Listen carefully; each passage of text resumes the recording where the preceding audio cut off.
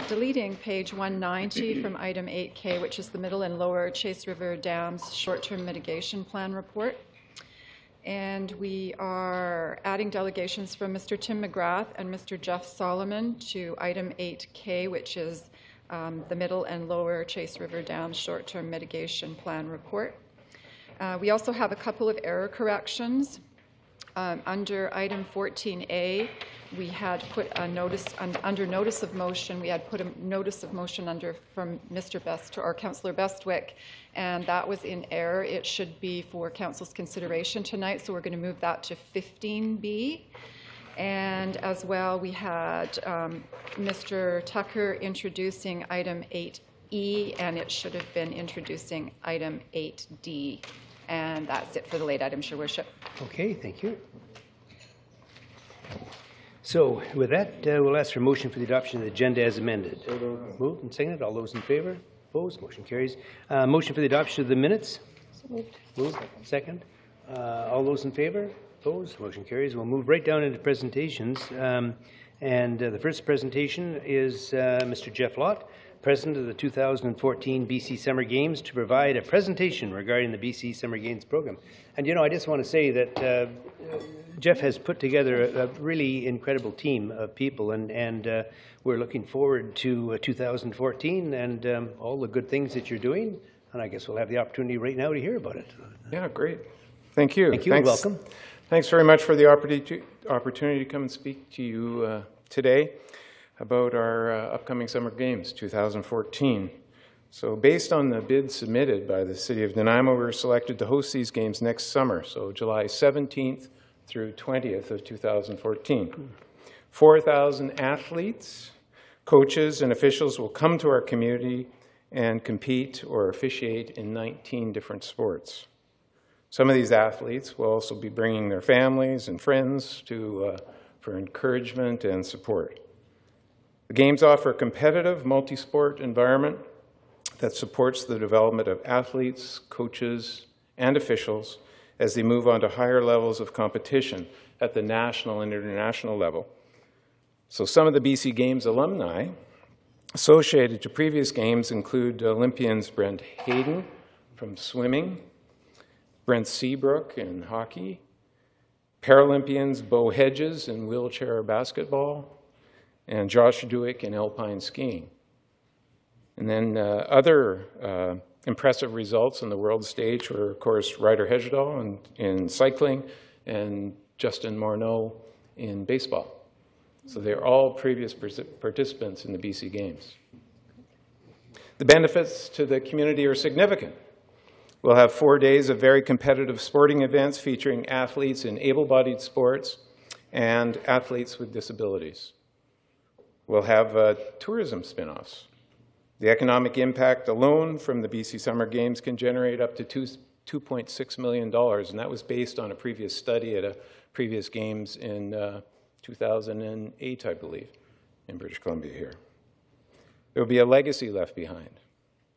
While our venues are in top-notch condition, there will obviously be some minor improvements. We hope to hold several training sessions for coaches, officials, athletes, and our volunteers, which will benefit our community once the Games have moved on. Then there's the Legacy Fund, which from the 2002 Nanaimo Summer Games was $197,000, the largest legacy ever left in the community by the BC Summer Games.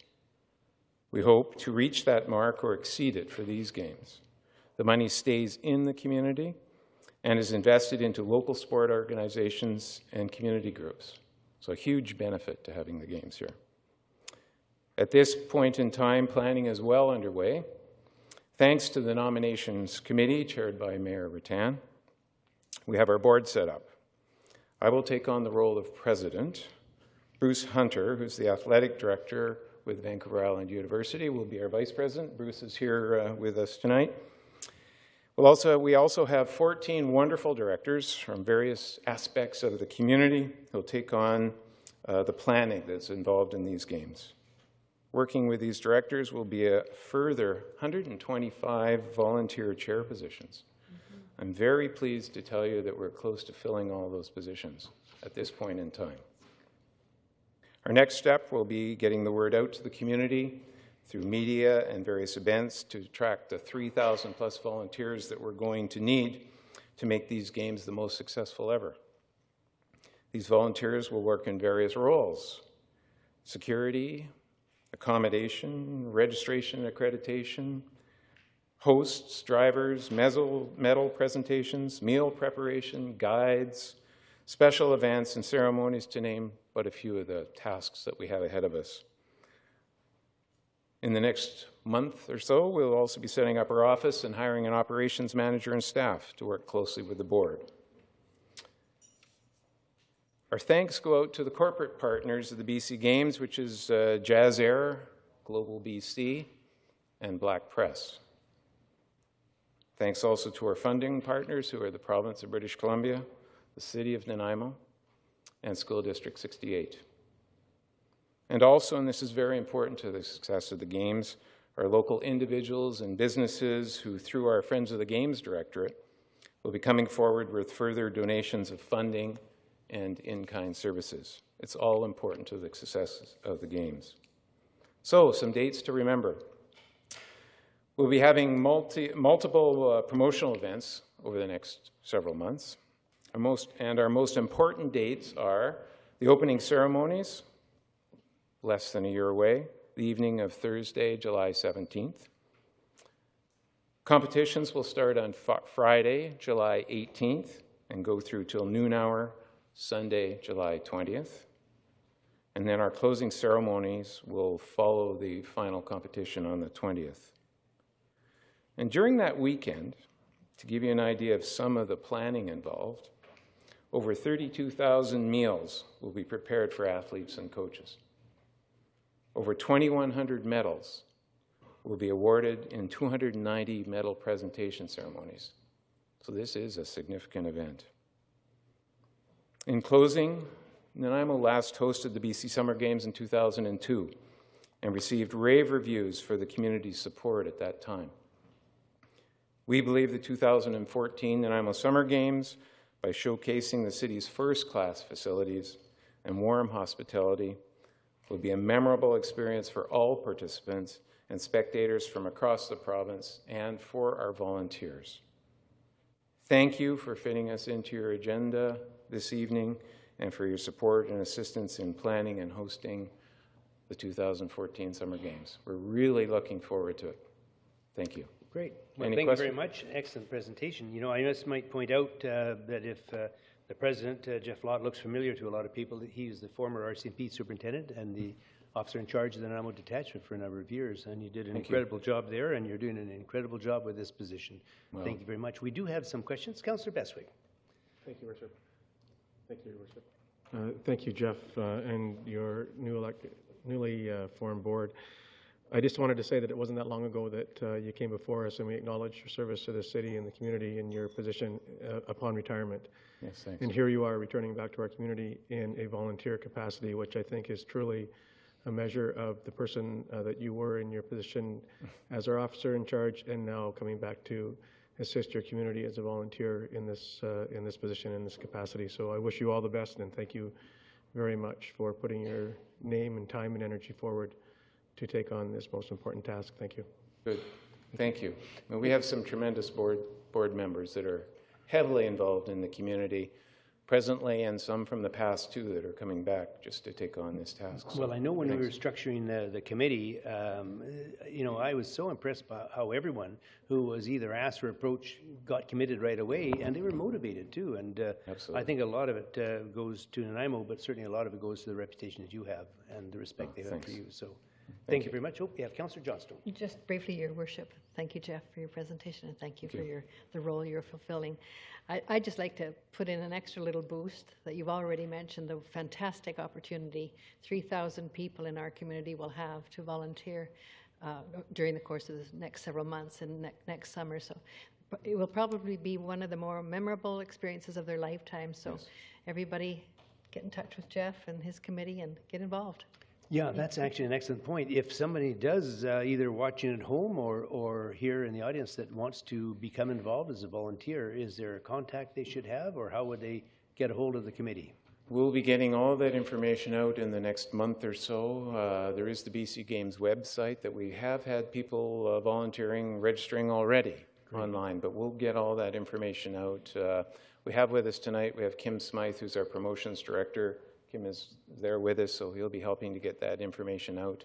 And by the way, we have our liaison from the city to our board too. Liz Williams is here with us tonight. She's been a great help to us. So.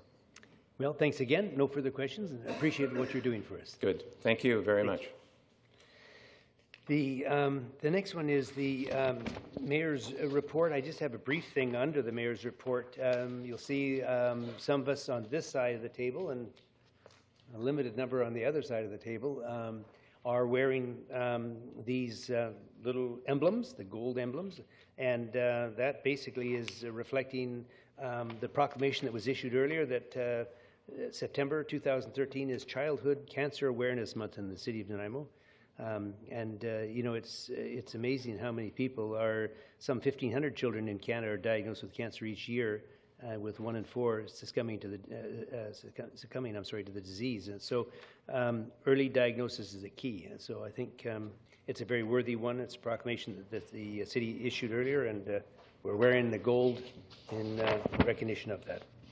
So we'll move into item A8A, approval of use for funding from parking reserve. And the purpose is to obtain council authorization to use funds from the Parking Reserve Fund in order to establish a parking lot to support the businesses and residents in the area. We do have a delegation, Mr. Ron Boland.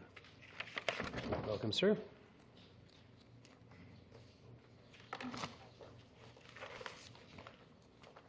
Mayor Rattan, councillors, citizens of Nanaimo. I come before you this evening to ask that this allocation of public funds for the development of another taxpayer-owned parking lot be denied for the following reasons. 1, while parking control may be a necessary service which the city needs to provide, the provision of parking lots is not.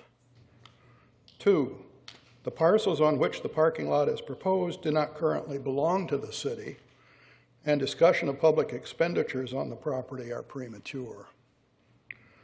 3, no business plan has been presented, and there is no financial discussion of a return on an asset currently assessed at nearly $500,000, even before further improvements. It is difficult to imagine that parking is the highest and best use of these 2 parcels of DT downtown land. 5, I note that the city currently collects nearly $11,672 annually in property taxes on these privately owned parcels. If they belong to the city, even accepting an estimate from the city that as parking lots, these properties will generate $11,525 per year. And further, assuming that the land is free and neglecting present or future upgrades, general taxpayers will be holding the bag for this transfer from taxable to non-taxable land as yet another subsidy.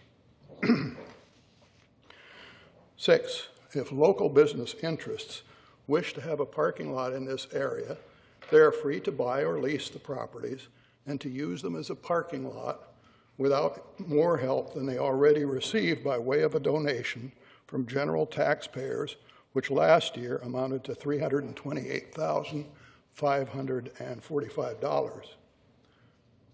7, parking is a significant financial problem for the city and for taxpayers because much of it is subsidized by taxpayers rather than seen as a cost of doing business. Mall owners in particular, as well as many other businesses, provide parking and include the cost of providing it in their business plans. Why this should be different for another set of business owners or for the city escapes me. Accordingly, I ask that you deny this request to provide publicly subsidized parking for this or any area of the city.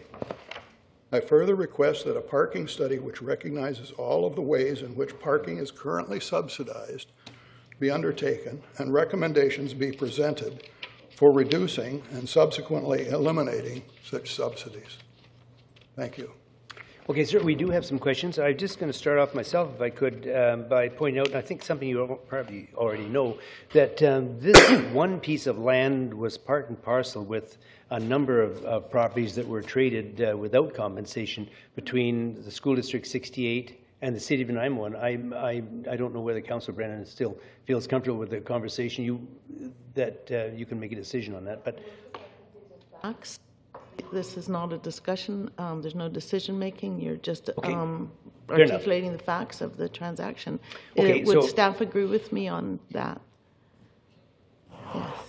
Okay. Anyway, I'm just simply going to say that we were provided what I consider to be a wonderful opportunity. There were a number of surplus to the School District 68, and we had some properties that within the city that were surplus to our needs, and we both put together lists and sat down and went through them. This was one of about 4 pieces of land, or possibly 5, that the city traded back and forth. So there was actually no cash exchange for it. Now, just let me finish. I didn't interrupt you, so let me have a go. And I was going to say that what we've had, and you may or may not be aware, that a number of the residents in the area, in the Old City Quarter, were concerned about on-street parking, primarily RCMP officers and possibly firefighters, but other businesses in that area. And so we were very interested in trying to accommodate off-street parking where we could, nearby those 2 facilities, plus the fact to try to mitigate the on-street parking, which we were regularly getting complaints about. So we just felt this was a win-win. I know Old City Quarter members have always been after us looking for additional parking wherever possible off-street to enable their shoppers and so on to use the Fitzwilliam and some of the other streets where there's parking. So anyway, that's my position. Of course, you have the right to disagree, but I think in light of the fact that this was a trade for property, it was one we could have said, no thanks, we don't want it for nothing. We chose instead to accept it as part of the parcel, and I think it was a good decision. I totally support it. And having said that, we'll hear from Councillor Patchy. Thank you, Worship. Thank you, Mr. Boland. Was that a question, by the way, to which I can answer?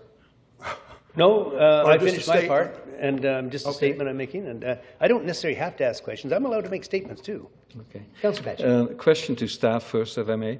Is there a precedent where the DNBIA would look after this kind of request and organize their own parking for the downtown area?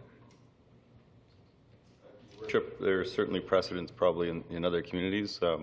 We don't have any locally, and it's important to remember, I guess, of course, that the money that we would be talking about, if they did operate a parking lot, would typically be taxpayers' money anyway through the subsidy, so it's just paying it out of a different means. Okay. Now, to Mr. Boland, if I may. In your correspondence of September the 6th, the very first one, you listed 8 bullets, to which Mr. Swaby responded twice. Yes. How satisfied were you with those answers? They seem to be pretty concise to me. Not very. As a fact, I did bring them along, so if you'd like to go over them point by point. No, I don't think so. I think we'll all remember them. I'd be happy to do that. I will take the second one first, because I agree with the mayor. You had this deal going. My point was that land, whether we get it in a trade or get it as a gift, it has an economic value that accounts for something.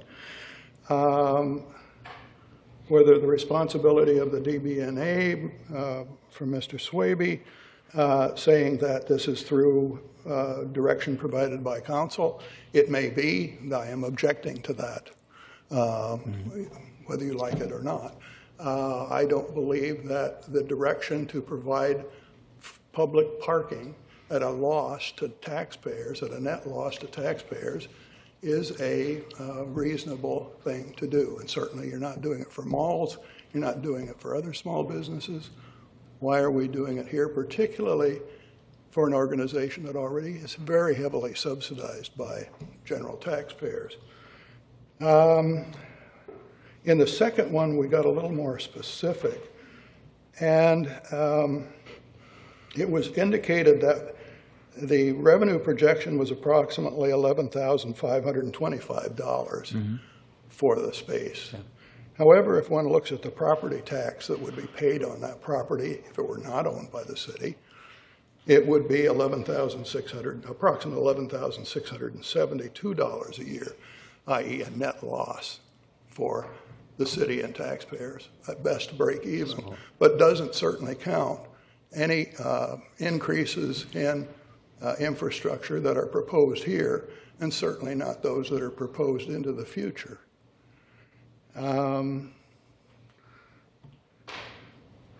object to this sentence very much. It says, as is noted in my previous email, there is no cost associated directly with purchasing this property, and therefore no land rent is applied to our pro forma. As I stated before, to state that because I got something as a gift or a trade, that somehow it has no land rent value is, to me, absurd. Do you have a follow-up on that? Let's see. Just one more. Then we get, my response to that basically is, what would be the savings to taxpayers of selling this parcel? It is a DT parcel. Thank you. Downtown, if the NBIA or anybody else wants to buy it. You've answered the four major ones that I was concerned about as well. Okay, thank you. Okay. Councillor Johnstone. Thank you, Your Worship. Thank you, Mr. Boland. The closest run city lot is on Wallace and Wentworth, right? Yes. And that is filled to capacity, and there is a waiting list for parking permits for that lot. And as members of City Council, we receive a great deal of complaints from business owners and people that have residences and have people parking in front of their properties. So there is a need for an additional parking lot in the area. Well, this is why I recommended we need a new study that shows about, that undertakes an examination of these subsidies and how they work. Some people are being subsidized. Others are paying for that subsidy. I don't believe that that is a good long-term plan for a municipality, a business, or anybody else. If there is a need for parking, that's why business is there to provide, to fulfill that service. And so it's quite possible for the city right now to sell those properties, and if people really need them and want them, they'll buy them and they'll provide that service. And they will pay taxes instead of being tax-free. Maybe a follow-up, Your Worship, through you to staff, if I may. Just to remind me, and I know we have completed a parking study, and maybe you could refresh Mr. Boland and those listening about that study. If council is finished with the delegation, it might be appropriate to receive the delegation, and then we can carry on. Okay, I don't see any other questions for the delegation. Move a second. Okay. All those in favor? Thank you, Mr. Boland. Thank you. Yep. And go ahead.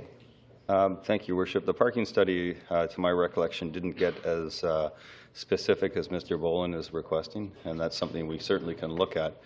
However, it's important to note that subsidies for this type of activity in the downtown are pretty common, and it's a philosophical debate in which whether or not the private sector would take over this function given the rents you get back. I highly doubt it currently.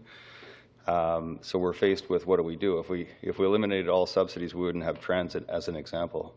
It's just not possible in a community like Nanaimo.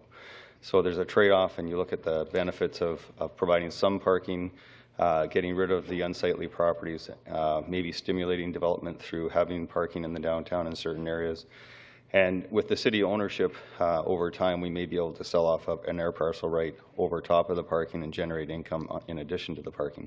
So all those are factors that make it a worthwhile endeavor in staff's opinion. Okay, thank you. Oh, Councillor, just a minute, I'll get you in order here. Councillor Patchy. To Mr. Swaby, if I may then. Could there ever be a day that we might be looking forward to the DNBIA being more involved in the parking issue of not only the old city quarter, but the whole BIA 1 and 2? The DMBA would like to be more involved. They're certainly very involved in how we administer the parking now in the downtown.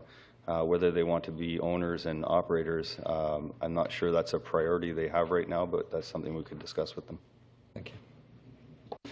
Maybe if I could, just a question to you, Mr. Swaby, that if this had not been part of a very complex transfer of property, I don't know that we would go out on our own and simply buy this freestanding. We accepted it as part of an overall package, and I would think that the revenue generated by the people that are already involved, and I'm suggesting by that it would be the RCMP employees that are working there and possibly to an extent the firefighters as well. I would think this lot will be quickly subscribed, and so if we didn't have to pay any money to acquire it, and if there is a revenue stream attached to it, and if it does mitigate the parking problems in the old city quarter, which is very much there, I don't see how it's not a win-win, but that's it.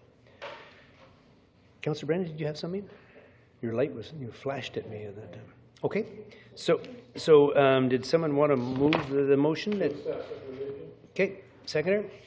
Moved and seconded. No further discussion. Oh, Councillor Bestwick, go ahead. Thank you, Worship. I think Mr. Boland raises some interesting thoughts and concerns. When I read the staff recommendation and report, I just have to ask the question, what is intended by a temporary parking lot?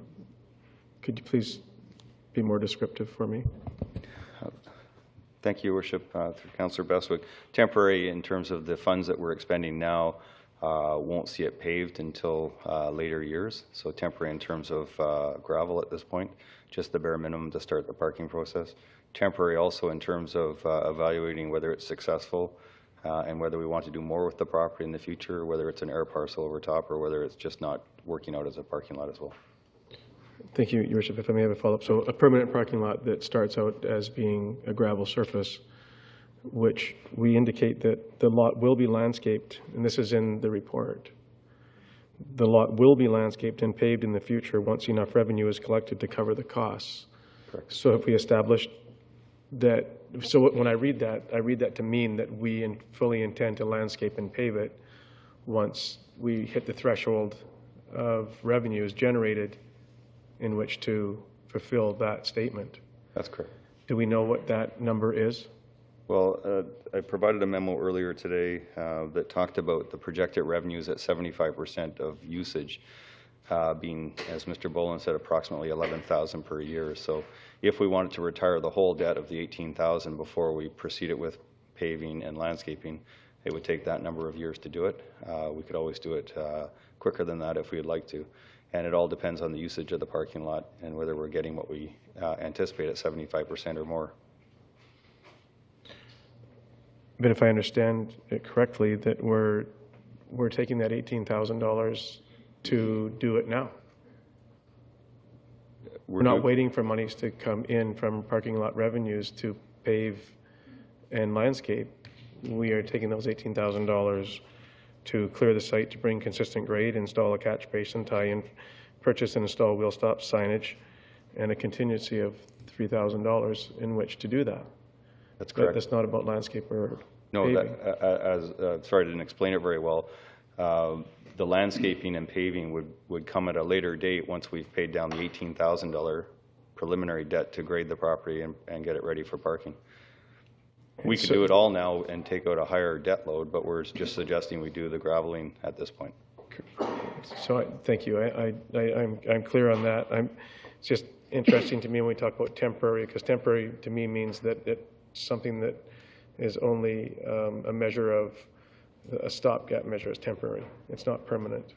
I have to suspect that once we proceed with this, it's a permanent parking location. Well, Your Worship, it's all up to council on whether you want to proceed to do more improvements, and we would come back to at the time we're ready to consider that and see whether council, based on the revenues and the usage, whether you want to proceed or whether you would like to change course. Okay, thank you. Okay, I see no further questions. It's been moved and seconded. All those in favor? Opposed? Councillor Pachi opposed. Councillor Kipp opposed as well. Balance of council in favor. The motion passes. And we'll move down to item B, 8B, Development Variance Permit, DVP 215 at 5030 Banning Court. The purpose is to obtain council authorization to vary the provisions of the zoning bylaw 2011 number 4500 in order to permit the location of a heat pump to the side yard of a single residential dwelling and vary the side yard setback from 4.5 meters to 4.4 meters from the side yard lot line. And so at this point, I'll ask if there's anyone here attending tonight that would like to speak to matters related to DVP 215. I would move that council issue development. Well, there's somebody coming forward that. Okay.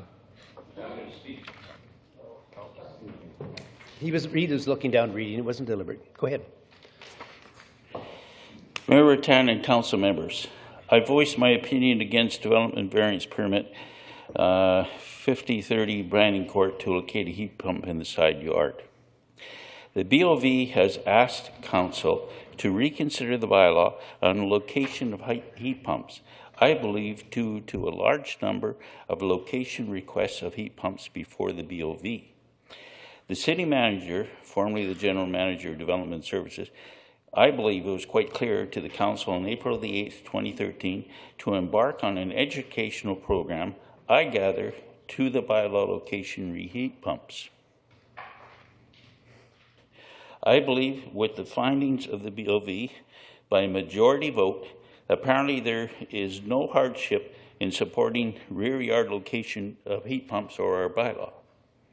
Yes, the report before council does state the heat pump is installed against the bylaw in a side yard. Often council orders construction in violation of a bylaw removed. Council should support its direction of authority provided to the BOV. Support the BOV and no support to an illegal location of an already installed heat pump. This party apparently is going everywhere trying to get something that's been installed against our bylaws legalized. And I don't agree with that procedure. If memory serves me correctly, your city manager provided to council a few years ago direction of how these requests were to be handled. And anything like this residential, strictly BOV. And you've appointed a board, let's recognize them. I challenge permit application before installation should have also been part of the educational program, especially to professionals of the trade, not installation before the permit application. I think that should have been a very important point in the educational program. Thank you. Okay, sir. I see no questions. Yes, oh, there's Councillor Brennan. Sorry, Mr. Taylor. There is a question for you. Thank you, Your Worship. Yeah, this isn't a well, I don't know. Mr. Taylor, you mentioned that it failed at the Board of Variance and that the majority of the members had voted against it. My notes here in the report say that it was denied as a result of a tie vote, a 2-2 tie. So it's not as clear-cut, perhaps, as... Well, it's no different than an item before council if there's no, a tie vote. I understand what happens wins. with a tie vote, but a tie isn't a majority. So that was a little bit not clear. Should the number of votes can actually control this question? No, because it's a whole different process that we're at now. We're not measuring hardship like the Board of Variance did. But I just want to be clear on that. They say it's hardship, no hardship in maintaining our bylaws, and you've appointed these people to bring that message to you. Yeah. That should be very ample information. Yeah, and that's their test, and they thought it had been met. Mrs. Wavy, is there a staff comment you'd like to make, or have someone on staff do that? Well, Your Worship, a decision of the Board of Variance either way, whether it's dealing just with hardship, as in this case, whether it's unanimous against it, can always be reconsidered by council in terms of the merit of the application, and council has done that before. Okay. Councillor Patchy, is it for delegation or staff? No, to staff. Okay. I understand this is being done with the concurrence of, or being requested with the concurrence of the neighbors. And there was also an issue, I understand, that if this unit has to go into the backyard, it would be a question of access to repair if there were repairs needed for this. Am I correct in that one? Well, Your Worship, I read that as the submission from the owner, and I don't dispute it. And I also read that the adjacent property owner is supporting it. Yeah. So, Your Worship, I'll be supporting this because nothing ever is all dead black and white in my mind. And I think, you know, I drove out there and tried to have a look, but it was hard to get at. But I think I have a good handle on how difficult it would be to place that kind of a unit in the back of this this particular property. So I'll be supporting it. Okay, we do not have a motion on the table at this time. However, I would, since there's no other delegations, I would move that council, I've now missed my place, that council issue development variance permit number DVP 215 at 5030 Banning Court. okay, is there a seconder for that? Second. Discussion, we have Councillor McKay. Oh, okay. Mayor and Council, my name is Cameron Banks. I'm a resident at 4893 Finnerty Crescent, which is adjacent to the property in question tonight, 5030 Banning Court. Yeah, I guess before we even started this, I asked if there's anyone in attendance who would like to speak to matters regarding that, but that's okay. Yeah, this other fellow came up and I was just waiting my turn. Oh, okay. Go ahead. Yeah, I just like to make a couple points. We have no objection as the neighbors that this heat pump is fine where it is. Maybe we could just do a little bit of math here tonight together, because I'm a little uncertain about some metrics, but 0.1 meter is 10 centimeters. Is that correct? Mm-hmm. It is. Right, that's 1 decimeter? Right. Yeah. That's what we're dealing with here. These people have made a substantial investment in Nanaimo. They're from Alberta. As you know, any business in Nanaimo, the city of Nanaimo, is a business. You know, it's about word of mouth. And when things like this, 10 centimeters, you know, people want to come and settle in Nanaimo, and if everything is so black and white, and there's no, you know, variance about 10 centimeters, well, you know, it's not going to be very good business on behalf of, for Nanaimo, you know, to encourage people to come to Nanaimo to spend their hard-earned money, retirement money, in Nanaimo. And that's the lifeblood, whether it's Brad Richardson or any other of the contractors that work for Brad, you know, even the heat pump installer himself, you know. So I think there has to be a little give and take here. Now, that home was built above our home on a very steep slope, okay? Now, from our standpoint, you know, we're looking at a home that towers above us with large pillars. Granted, it was all done to all the latest code, and it was done well. But to actually want to move a heat pump and put it on a place where there's no real place to put it, where it's perfectly fine where it is right now, no neighbor in our local area has any objections to it and has never had any objections to it.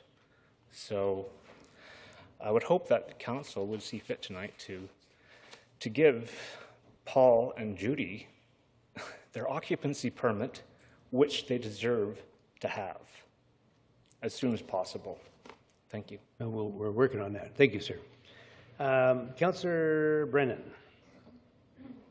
Thank you. I'm supporting this development variance permit.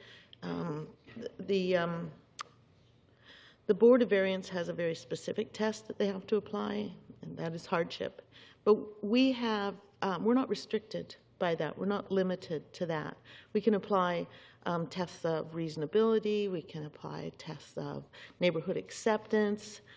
We can apply different tests. And in my view, this is reasonable. There has been no one from the neighborhood object. In fact, one of the neighbors has come forward to make a pitch. So it seems to me that it's a reasonable thing to do, and when we can apply reason instead of strictly adhering to a set of rules that don't make sense in a particular case, then that's what we should do. So that's why I'm supporting it. Well, and I'm supporting it too, but we have 4 more speakers. So, Councillor Anderson. Thank you, Mr. Chair. Personally, I don't know why I understand why we're here, but to discuss a variance of 0.1 meters, I think is a bit strange to me, but as mentioned by the other colleagues as well, that I will support this as well. I don't agree with Mr. Taylor. It was a 2-2 vote that said that, and it failed on that vote. There's partially screened by retaining wall, and as mentioned by Councillor Brennan as well, hardship, we don't have to do a test by hardship. So I'm fully in support of moving this forward, and it's disappointing that we even have to sit here at the table to discuss a 0.1 meter variance. Agreed. Councillor Bestwick. Thank you, Your Worship. Clearly, the lot configuration and topography of the lot makes it practicable and more practicable for the placement that it is right now, and hence I'll be supporting the motion. I think there's a staff comment here. Mr. Swaby? Your Worship, just to clarify before Council votes on this, that the variance involves 2 parts. Although it's 10 centimeters is the variance from the side lot line, the greater variance is that it can't be in the side yard. It has to be in the rear, so you're varying that as well, which is a significant variance. Okay. Councillor Kipp. Yeah, well, thank you, Your Worship. I have a couple issues on this. The reason this bylaw is in place, and for the gentleman that came and supported it, was the fact that we had really lousy heat pumps going in. They're really noisy, and they're going in side yards. And if they're in that 4.5 foot or meter dimension, some are only 5 foot side yards. So their bedroom windows, they were making noise. There was people with one in the backyard, one in the side yard beside people's bedroom windows. They were clanging away. And the city came forward and said, let's start placing these where there's more room in the backyard. This one I agree with. And this system worked perfectly. The Board of Variance has stuck to its grounds and said what they don't want to pass. They didn't find a hardship, so they did their job. This is the cost of democracy or the cost of bureaucracy, however you want to look at it. This gives the person the ability to come to us and us rectify what we believe to be a small problem. So I have no problem with something that's coming forward, especially when years ago people were complaining because there was no screening or no sound buffering and people's bedrooms. And you ever sit next to a heat pump that's going on and off, on and off, on and off, and you got 2 or 3 of them going. So that's why this bylaw was created. So if you want to be nice to people in Nanaimo and tell them that we come here and we worry about sound deprivation and sound, I think that's a good sales pitch. So we actually protect people's rights to sound and privacy by this bylaw. This one I have no problem with. I think it's a good builder. They've done it.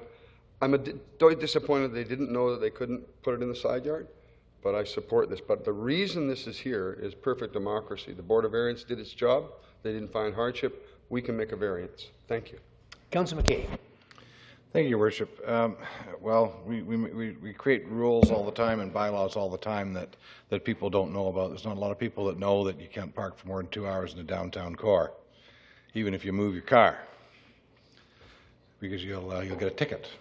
In any case, this particular one here was done for the right reasons. However, it just goes to show you that we need to provide our senior managers some authority to make these decisions so they don't have to go in front of council. I would like to see them have that leeway and that flexibility in the future.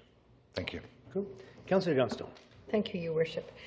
No, I'm going to be supporting this motion tonight, Your Worship. And in fact, it would have created a greater noise disturbance to the neighbor had we made that change. So, and it's behind a barrier, a fence, and not visible from the roadway. So I think it's good that we comply with this. Okay, we're going to give Councillor Greaves the last word here. I don't have anything to say now. It's been all said. Thank you. Okay, so it's been moved and seconded, and we'll call for the motion. All those in favor? Opposed? We have nobody. Okay, it's unanimous.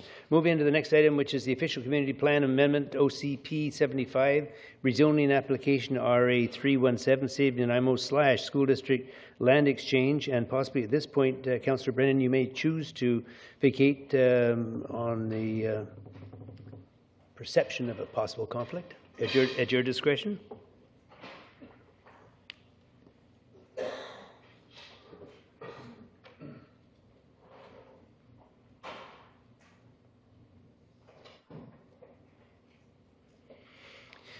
And the purpose here is to describe the OCP, Official Community Plan, and zoning amendments required for properties included in the City of Nanaimo School District 68 land exchange.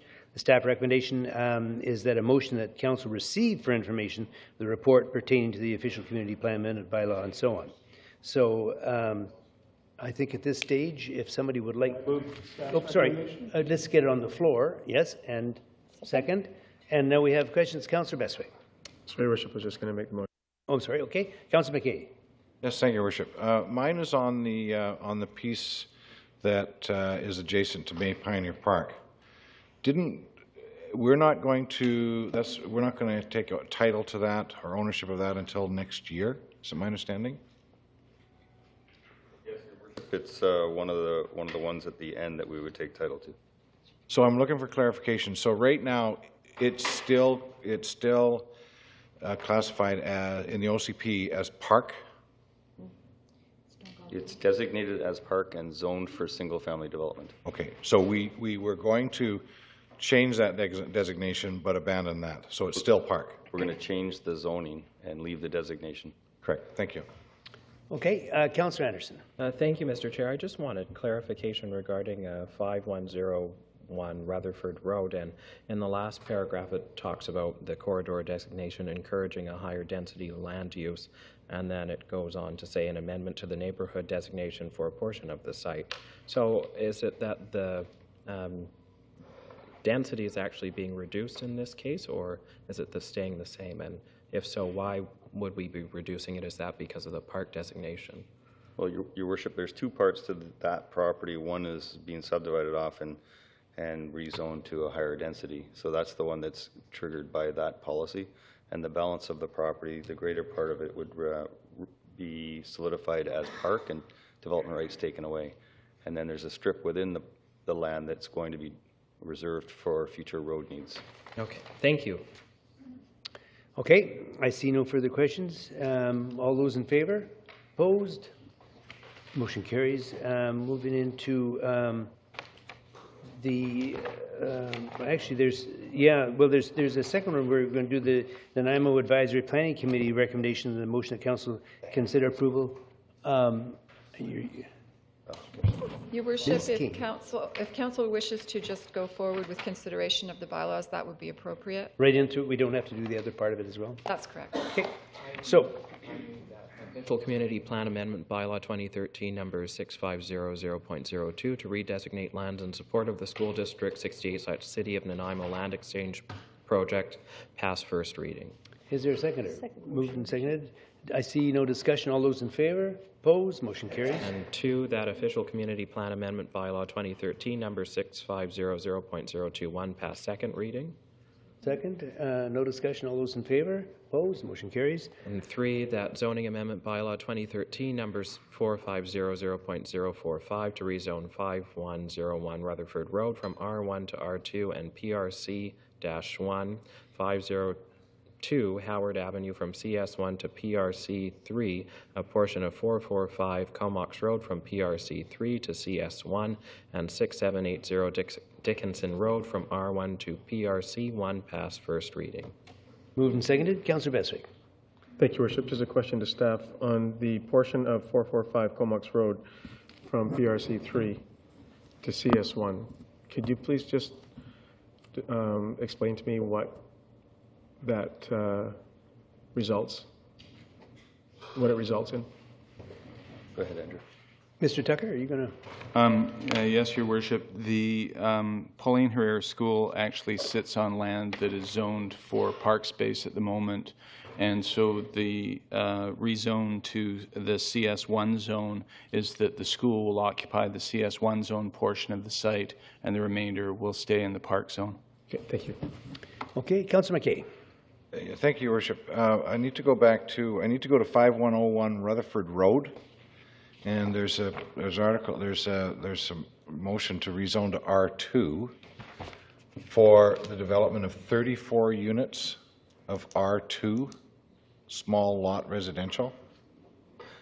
Yes, Your Worship, this is the portion of the property that Councillor Anderson was speaking of, where the higher density is proposed for the property.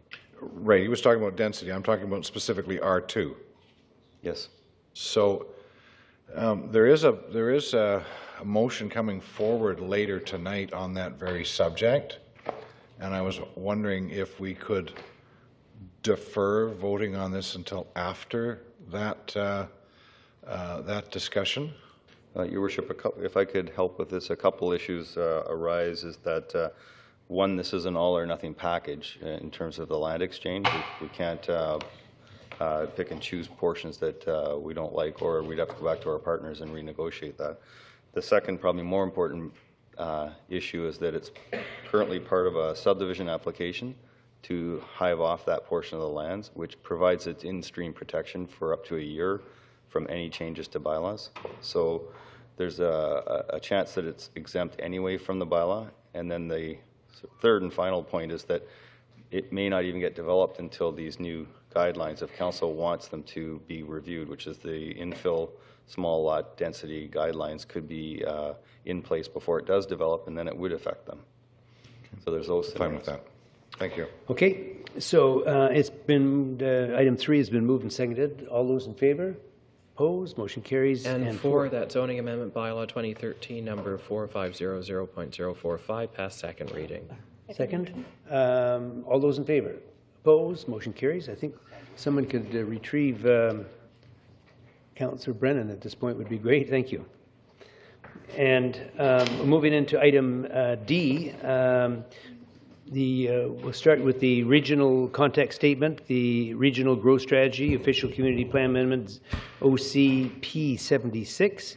And the purpose is to advise council about changes suggested by the regional district of Nanaimo to the city's regional context statement to better describe the relationship between the regional growth strategy's growth containment boundary and the urban containment boundary found within the city's official community plan.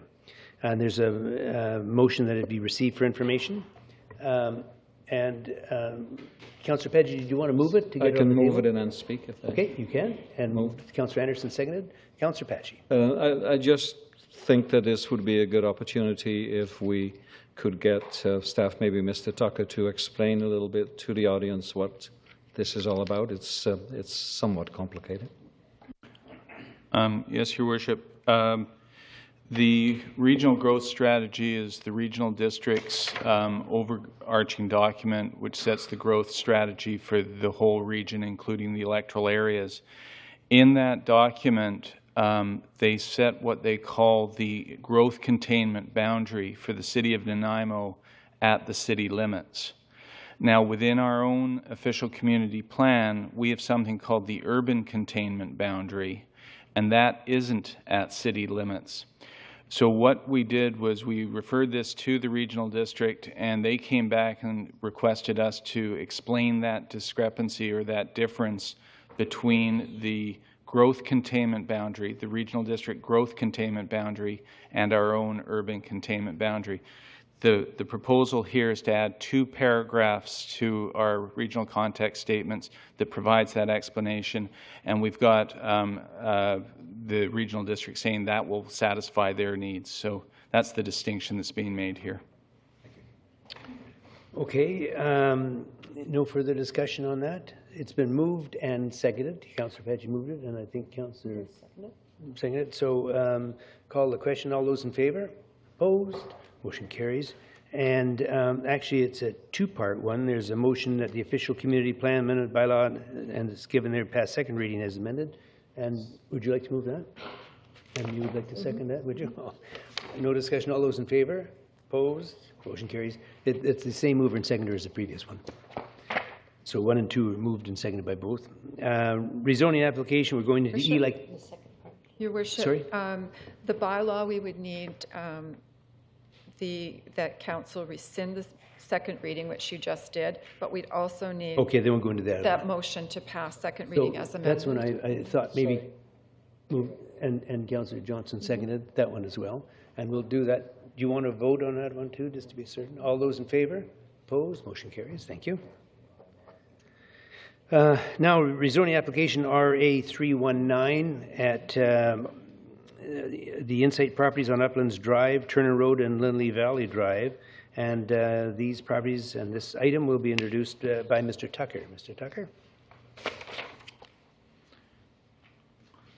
Thank you, Your Worship. This is a very complex rezoning due to the number of parcels of property that are involved in it. Just to, for the people at home and for council to get oriented, this is Uplands Drive, which runs along one side of the site.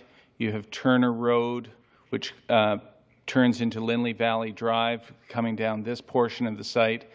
So for anyone who's familiar with that part of the north end, it's the area where Turner Drive makes the hard right-hand turn or left-hand turn, depending which direction you're traveling. Also, to get people oriented, this is the Longwood Station development, and then above it is the Northridge. So we're talking about these properties.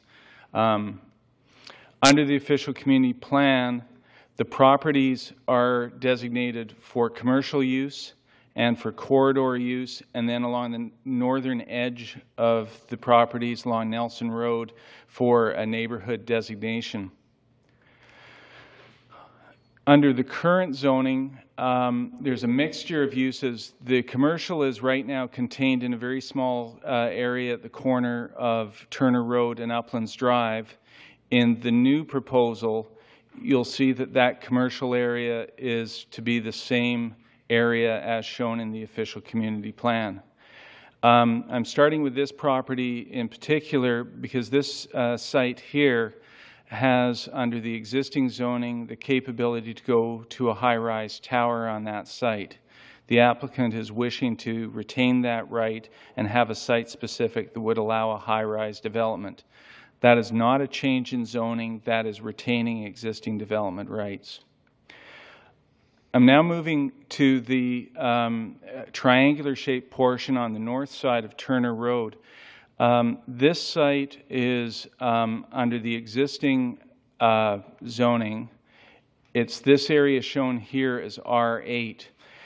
This has a covenant on it, which is to restrict the use of this property to affordable housing or social housing. Part of this proposal is to relocate this social housing from this side of the street over to this portion over on the corner of Nelson and Turner Road. So it's taking a requirement that the city has required and relocated it to the other side of the street. So the area where, pardon me, the area where the social housing or affordable housing would be located would be on this R8 portion. The area of this R8 is the same land area as the Core 3, what is proposed for Core 3. You'll recall on the northern edge of the site, this was shown as neighborhood. What they're wanting to do is market housing in this area. This would be a townhouse style of development.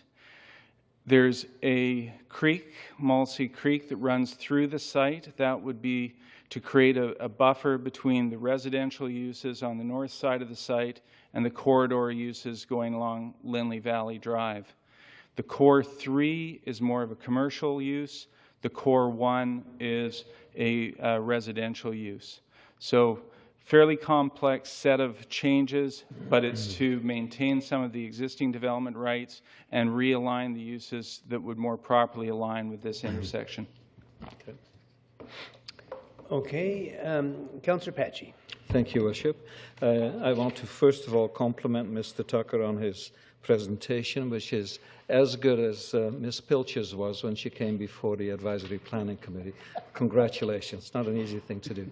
The only question I have for you is all that business that borders on Malachy Creek, that all is in harmony with the riparian rights that are necessary? Yes, they would be meeting the setback requirements along Marcy Creek, and when we get to the detailed design stage, then we'll have the exact location of where that would be located. The idea is to create a trail along that section of the creek. Okay, thank you. Okay, Councillor Kipp. Yeah, can you explain the traffic flow at Turner Road to Turner Road and Lindley Valley Drive? How's that going to, eventually, obviously, Lindley Valley Drive is going to connect through. What are we going to have for, say, left turn down Turner, Lindley Valley Road? Which is the primary road in that area now? The two options, this is the intersection here. The two options that are being examined right now are either to locate a traffic signal at this location, so you'd have it signal controlled, same as any other traffic control signal. The other option that's being looked at is to create a roundabout traffic circle at this location, which would allow a free flow of traffic. I like that. I like that. Thank you. Okay, I think the motion now is to receive the first part. And sorry, we're doing the bylaw now. At this time, Your Sorry? Worship. There is no motion on the floor for this, Your Worship. Okay, but at the very top of the page there, as motion the council receive for information, that's what I'm saying. It hasn't been moved or seconded yet. Yeah, but I thought it was, okay, and is there a seconder? Second. I thought that had been, maybe it was Councillor Patchy's previous. All those in favor? Opposed? Motion carries. Now we're going into the bylaw, and Councillor Bestwick, did you have something here? Or Yes, Your Worship. I'll just move it. Bylaw 1, zoning amendment, bylaw 2013-4500.48, to amend the existing covenant in order to relocate the required non-market housing and to rezone the properties from 896 CC3 to Core 3, Core 1, CC3, R8, and R6 in order to permit a mixed-use development pass first reading. Moved and seconded. I see no discussion. All those in favor? Opposed? Motion carries. And Your Worship, the zoning amendment bylaw 2013-4500.048 pass second reading. Second. All those in favor? Opposed? Motion carries. Covenant Amendment CA1 at 3443 and 3355 Meadow Lane Road, and 3360, 3370, and 3312 Hammond Bay Road. And the purpose here is to provide council with background information regarding a covenant amendment application for the properties located at 3443 and 3355 Meadow Lane Road, 3360, 3370, and 3312 Hammond Bay Road to exchange the beneficiary of the community contribution covenant registered through the previous rezoning of lands. The staff recommendation is there. If someone wishes to make that. Move staff's recommendation. Okay. Second. Moved and seconded. Discussion. I see. Councillor Brennan.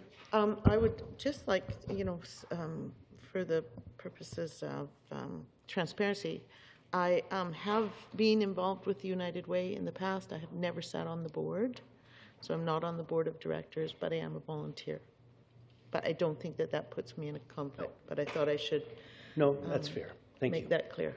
Yep. Councillor Patchy. Thank you, Worship. While I will be supporting this because it is United Way, in the back of my head, I'm a little worried about precedent setting, and I'd like to have staff comments on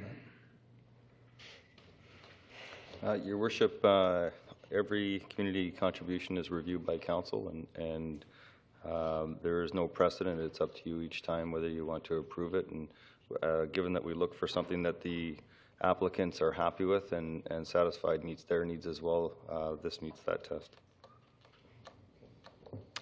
Okay. So that has been moved and seconded. So all in favor? Opposed? Motion carries. And now we're going to direct staff to proceed with the notification as per Council's Covenant Amendment policy for Covenant Amendment number CA1 at 3443, 3355 Meadow Lane Road, and 3360, 3370, and 3312 Hammond Bay Road. Moved, seconded. All those in favor? Opposed? Motion carries. Moving into Intercommunity Business License Bylaw 2013, number 7176. And the purpose is to request that council consider giving the first three readings to bylaw 7176 to establish a scheme for inter-community business licensing and regulation of trades, occupations, and businesses between the participating municipalities. And I think at this point, I was just kind of curious to see, there were 4 that we hadn't heard from yet, and I thought tonight we might hear if there has been a change. And Mr. Lindsay will respond, Your Worship. Mr. Lindsay. Thank you, Your Worship. There are in total 12 potential municipalities that could be part of this bylaw. I'll just give you an update on where each of them are. None of them have yet adopted this. Keep in mind probably that Nanaimo is the largest of the jurisdictions that are involved, and I think many of these municipalities maybe I was wrong, but it was my understanding that Duncan had already approved it, but maybe I'm wrong on that. No, Duncan is one that we've talked to. We have a verbal report that they're still considering it, but nothing's been adopted there. Of the 11 the 11 outside of the city of Nanaimo, we know that in Campbell River and Parksville, District of North Cowichan, and Ladysmith, those councils have endorsed the bylaw. We have other municipalities that are moving forward this month, including City of Port Alberni and Village of Cumberland, which leaves Town of Comox, Qualicum Beach, Courtenay, and Duncan, where we're still waiting for a formal response. We have had verbal contact with these municipalities and their staff throughout this process, and at this point we believe that all parties would be moving forward. Okay. Staff recommendation is before us there, and Councillor Bestwick. Your Worship, I move that council receive the information report pertaining to the intercommunity business license bylaw 2013-7176. Okay, and seconded. All those in favor? Opposed? Motion carries. The bylaw. And Your Worship, sure. I move that the intercommunity business license bylaw 2013-7176 to establish a program for intercommunity business licensing and regulation of trades, occupations, and businesses pass first reading. Moved and seconded. All those in favor? Opposed? Motion carries. And that intercommunity business license bylaw 2013-7176 pass second reading. Second. Moved and seconded. All those in favor? Opposed? Okay. And that intercommunity business license 2013-7176 pass third reading. Second. All those in favor? Opposed? Motion carries. Structural removal order at 5296 Williamson Road. Purpose is to obtain council authorization to enforce the City of Nanaimo Building Bylaw 2003, number 5693, for works constructed that are considered to be unsafe. The staff recommendation, the council pursuant to section 7.2 and 7.3 of the community charter resolves that 1, the construction that was completed to extend an existing deck to the dwelling located at 5296 Williamson Road and legally described as Lot 25, District Lot 54, Wellington District, Plan 49326, is considered to be in or creates an unsafe condition as such. Can we do these seriatim, or should we, or can we do them as a block?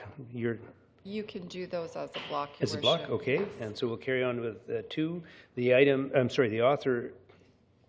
The owner is hereby ordered to remediate or remove the structures within 30 days of receipt of the notice of this order. And 3, that the city advises the owner that the owner may be requested that council reconsider this order by providing written notice within 14 days of the date on which notice of the remedial action requirement / removal order was sent to the owner, and that if any or all of the actions required by the remedial action requirement option chosen by the owner is not completed by the date specified for compliance, council may direct the city staff or its authorized agents to take action in accordance with section 17 of the charter and undertake any and all of the actions required by the remedial action requirement bracket, including removal of the offending construction despite the remedial action requirement option chosen by the owner bracket without further notice and at the owner's expense. So there's no requirement to see if anyone's here to speak to that. So if somebody would like to move that, Councillor King. I was just asking, is there any requirement for anybody to be able to address this? It doesn't show that here, but is there, Ms. King? Your Worship, we're not certain of whether or not, so it would be appropriate to request if anyone's in attendance that wishes to speak to this item. Well, we maybe open it so we can ask, is there anyone here that would like to speak to the matter related to this particular property? And seeing none, someone would like to make a motion? Sorry? I'd move all 3 All 3? recommendations. Is there a seconder? Moved and seconded. Discussion. All in favor? Opposed? Motion carries. Property Maintenance Bylaw 1990, number 3704. It's requested the council hear anyone wishing to speak with respect to property maintenance for 522 Hecate Street. Staff recommendation, the council pursuant to Property Maintenance Bylaw 1990, 3704, direct the owner of 522 Hecate Street to remove old furniture, discarded bedding, couch, mattresses, wood waste, garbage, and miscellaneous debris from the premises within 14 days. The work will be done by the city or its agents at the owner's cost. Is there anyone in attendance who would like to speak to that property? Seeing none, if someone would like to move, is there a seconder? Move and second. All those in favor? Opposed? Motion carries. And unresolved building deficiencies, building contravention notices. It's requested that council hear anyone wishing to speak with respect to unresolved building deficiencies for the properties listed below. And the staff recommendation motion that council instruct the corporate officer to file a bylaw contravention notice respecting the properties listed below at the Land, Title, and Survey Authority of British Columbia under Section 5.7 of the Community Charter. There's 4 properties, the first of which is 529 2nd Street. Is there anyone in attendance who'd like to speak to matters related to 529 2nd Street? The next property is 721 St. George Street. Anyone in attendance who'd like to speak to matters related to 721 St. George Street? The third property is 2147 Spencer Road. Anyone in attendance who'd like to speak to matters related to 2147 Spencer Road? And the final one is 6052 Clarence Way. Anyone in attendance who'd like to speak to matters related to that property? Seeing none, if somebody would like to move the staff recommendation. Sorry, moved. Second. All those in favor? Opposed? Motion carries. The item K, Middle and Lower Chase River Dams Short-Term Mitigation Plan. Purpose to establish policy and processes to outline a monitoring and risk mitigation action plan as a short-term strategy for the Middle and Lower Chase River Dams located in the Colliery Dams Park. Further, in the event of the dam failing through an extreme weather condition or a seismic event, establish a warning system in the area below the Chase River Dams to evacuate all people in the previously defined inundation area. And we do have 2 delegations. The first delegation is Mr. Tim McGrath. Mr. McGrath, you have up to 10 minutes, sir. Mr. Mayor, members of the City Council, I'm going to keep this shorter than the heat pump discussion. I want to again thank the City Council for the move back in May when everyone agreed to the concept of the dam staying in Colliery Dam Park. The only issue was that we couldn't agree on the time and the best way of getting there. I want to also thank the Mayor and City Council for listening to Chief Doug White when he appeared in front of City Council. I truly believe that the format of an open, cooperative, and collaborative solution was truly the best solution for all of Nanaimo. The 30-day solution seems to have been the best methodology for resolving such a volatile topic. I would also like to take time to thank the facilitator, Catherine Gord, and her associate for the excellent job done. Of course, it goes without saying that I want to thank Chief Doug White. Without his patience and guidance, we would be in a very different place. I would also like to thank Council for avoiding the summer of discontent, and at the same time, I would like to thank both John and Jane Doe for their efforts. I will come back to visit the in-camera stuff at a later date. I also want the city staff that have come forward or have changed their thinking, and I want to thank them. I'm not sure that everyone is in agreement, but Council is certainly helping guide the reluctant staffers to follow Council's direction. I want to thank Council for the Colliery Dam, putting the Colliery Dam into the Harewood Neighbourhood Plan. I also want to commend Council and City staff for initiating a proper study in the city's water courses in the floodplains. I was surprised that it had never been done, so I'm very pleased to see that it has been initiated. We all agree that the integrity of the dams has not changed, only the rating system has changed. Assuming that there are no last-minute changes, I want to indicate that I'm in support of the city staff recommendations for the short-term mitigation recommendations. I would like to see the city, with the help of a series of partners like the Colliery Dam Preservation Society, the Nanaimo Search and Rescue, emergency measures organizations, the city's fire department, and the local RCMP, and many other organizations to carry out a mock evacuation drill. The drill is not only confined to the Chase River, but it could be used across the city to prevent issues like the forest fire in Slave Lake, the train wreck in Lake Megantic, and the flood in Calgary.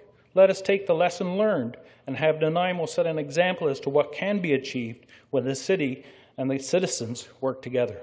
Thank you. Thank you, sir. I see no questions. Thank you very much. The next delegation is Mr. Jeff Solomon, and you also have up to 10 minutes, Mr. Solomon. Thank you. So it's been a long process, and we're getting there, and we've come a long way, both everybody here, I'm sure. So on May 13th, there was a really firm decision that there was going to be, that the park was going to be maintained with the dams, and we appreciated that information. I remember everybody speaking to that, including a number of people, Councillor Anderson, who said that he had heard from many people in the community with regards to their passion for the park and their wanting to keep the park intact with our lakes, and heard that and was going to work to that direction. So we really do appreciate that. Of course, timing of the work done was a considerable issue. So on July the 8th, I believe the council made a very courageous decision, basically to support the community and the rights of Nanaimo, and that was a difficult time, but it was a wonderful choice that the council made, and we really do appreciate that. So we obviously were concerned. The community was very concerned about the planned action of the potential removal of the dams, and we made that very clear on countless occasions. And again, we were very gratified that on August the 7th, that the council made a decision to remove the tender. That was a very key moment for us, obviously, because it was able to avoid what we considered to be the potential destruction of the park and the ecosystem and the Chase River. So we were able to change our path at that point, and it was really crucial. So it brought us to a different stage. And I'm assuming that the Dam Safety Branch had wanted some enhanced mitigation procedures. There had been some work done last year, and so there was a considerable amount of work, I believe, that now done by the city and was being worked on for the last number of weeks. And we really do feel that that was a lot to pull that together, and we're very supportive of that. I think it's a very important step. But I'm not going to lie to you. I need to let you know that that's not an easy sell for the community in terms of this process. You know, Tim had talked about it as well, and I do too. The dams haven't changed. They're no different than they were a week ago, a month ago, 2, 3, 4, 5 years ago. There isn't any difference. So it's difficult it's a confusing issue for a lot of people to understand the heightened sense of urgency. And that's always been the issue, that we felt there needed to be some time to take to do things properly. So the emergency plan, we feel, can be very valid, but it has to be shown in a way that the dams and the park become high profile, so we're needing to look at that and to put something into place, and that's absolutely fine. But I'm really hoping that that this plan that's been put into place can act as a framework for emergency planning throughout the city. And that we can all gain from this in terms of emergency information and procedures, and the city can gain in terms of the theory, practices, and the implementation of emergency services. So there can be a stepping stone to a greater service that the city can offer. And I think that can be very, very valid and very useful. And I think the community can buy into that and accept that we can be part of a stepping stone, not just because there's such a tremendous urgency and that the dams are going to fall down or collapse any minute, but rather that it's a stepping stone to something greater. I think Councillor Kipp has talked about that in terms of having a format for reviewing all emergency services, because there's a number of issues that can be addressed, and that can be a part of a greater plan for the City of Nanaimo. I would hope to see that done. I have to say that there has been some confusing and disturbing messages through the media in the last little while with respect to, are we going to have dams? The issue of the safety of the dams has been heightened, spiked again. And I want to say that I'm feeling that those things aren't extremely helpful at this stage of the game. I think we've been there, we've done that. We need to move on. We want to make sure that this park is preserved in the format that it is now, and we want to move on from there. We're not going to talk about, these things are so vulnerable that they could fall down any minute. We have to tiptoe around them. They're not like that. The dams are not simply collapsing. They were very well built initially, and they were given tremendous upgrades in 1980. So, but that's not to say that work shouldn't be done and can be done, and the dams that are already considered what we would consider as being fairly safe can be made much safer and improved, and we hope to be involved in that in the next short while in terms of working towards that end. So in order to get there, we need to look at some of the information that's already on record, and there's a lot of information on record, and a lot of it's been made more available, and that some of that information that we can derive from that, we may want to question some assumptions and some generous assumptions that were made, and I think that's really important to do that because it's valid for us to question and for the city to question how to get to that next step beyond the short-term mitigation and to actually make the improvements that are necessary. We don't want to do any further work that isn't required or absolutely necessary. We want it to be to bring it up to a standard that meets the current standards.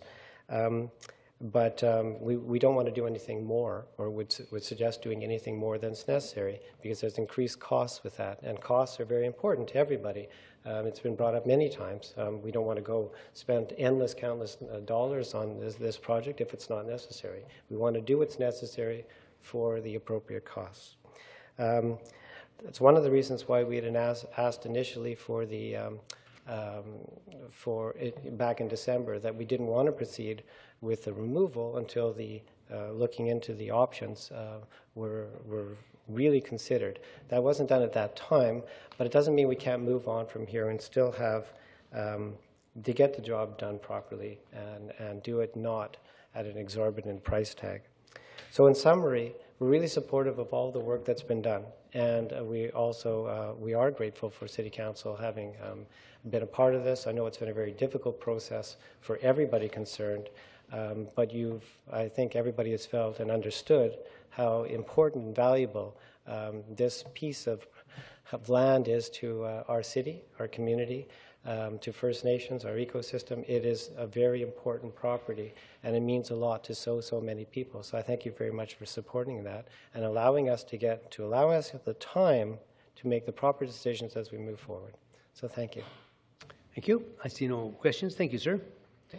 Now, the staff recommendation is before you, and there's a motion that council, if somebody would like to move that. Council 1, adopt the following recommendations as a comprehensive policy to mitigate in the short term the risks of injury or loss of life in the event of one or both of the Middle and Lower Chase River dams and Colliery Dams Park failing. A, the Council Policy Dam Safety dated 2009, October 19th, Appendix A, to include the City of Nanaimo Dam Safety Management Program dated February 2013, Appendix B, and B, the Middle and Lower Chase River Dam Emergency Action Plan, Appendix C, and 2, direct staff to undertake the following steps to support the above noted policies.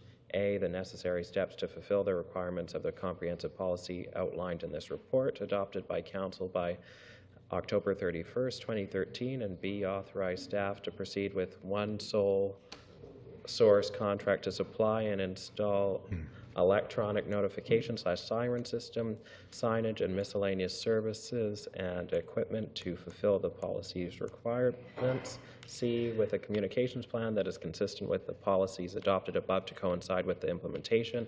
And D, on September 10, 2013, submit the comprehensive policy if adopted by Council to the Dam Safety Section. Second 1 and 2. Second 1 and 2. Ms. King, we can take them together. So it's been moved and seconded. Discussion, Councillor Patchy. Thank you, Your Worship. Very shortly, thank you, Mr. Solomon, for your delegation. It's an important one. To staff, I heard Mr.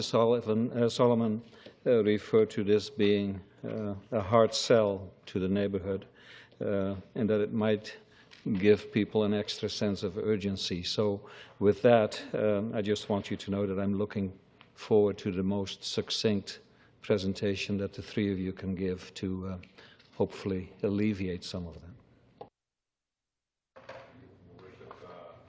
Part of that answer is going to lie with Mr. Solomon's help, and he's acknowledged that his group will help us with our fanning out of information and our proceeding with this type of movement, and so that we hope will help alleviate some of that angst, and we agree with them that we don't want it to be perceived as just specific to this area. It's a greater issue that we have for the community, and Councillor Kipps mentioned many times the all hazards approach. This is just something we need to do and understand how it works and be able to do it. Councillor Brennan, were you on or off? You sorry? Okay, Councillor Bestwick. Thank you, Worship. Very in-depth report. A lot of information to absorb. Thank you for my reading. I just have a question to staff, and that is to successfully complete all of these 6 items that are on page 3 or page 91 of the report.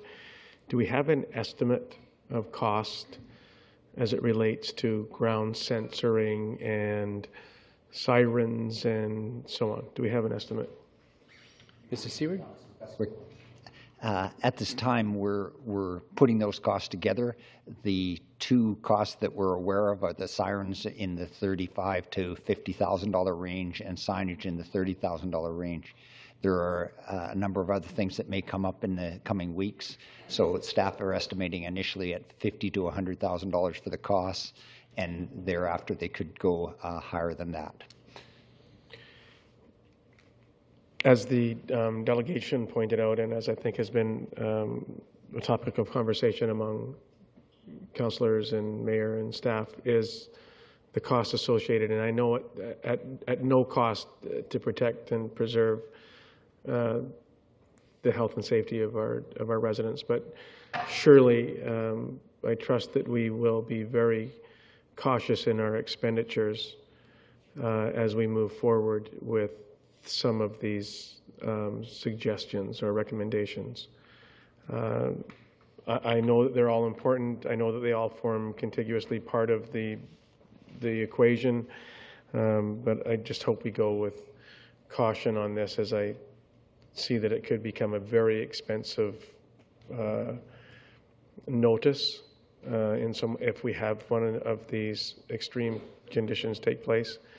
And I would just like us to move cautiously if there is such a thing. Thank you.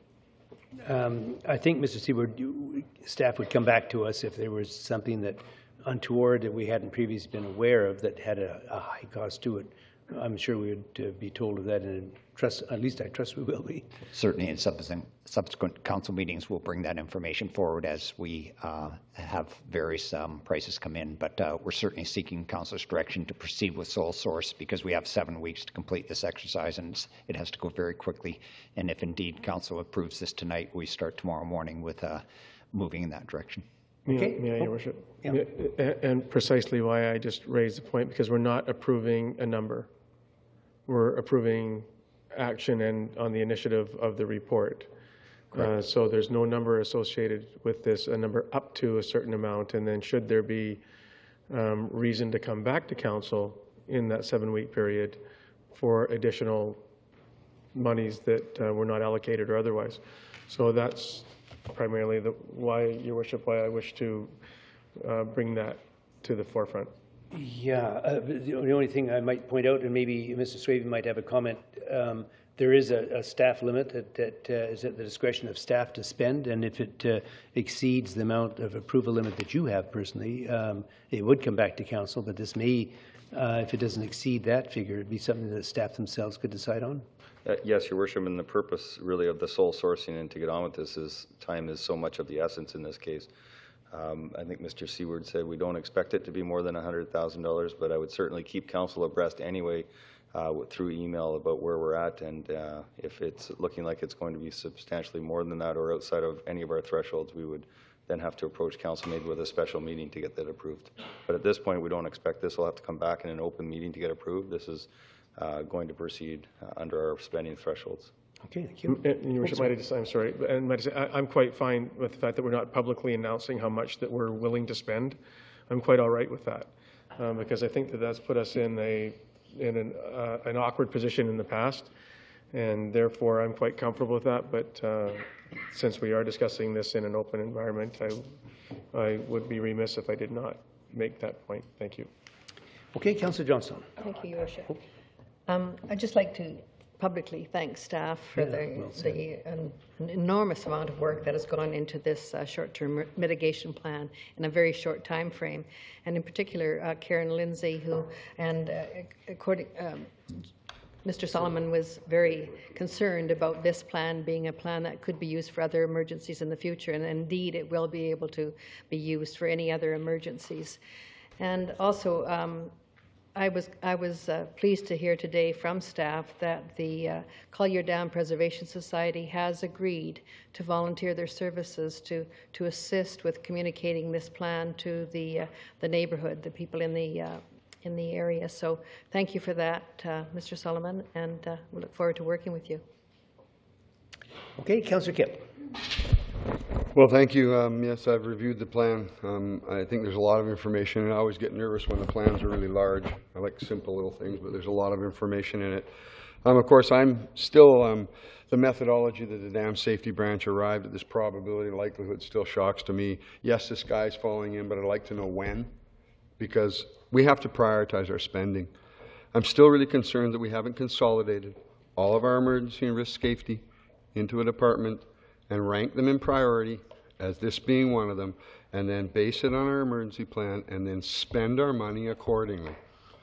We have, if the things that will knock this dam down that we say are exaggerated study results in my mind are going to crush our community. There's going to be the 200-year flood's not just happening in that area.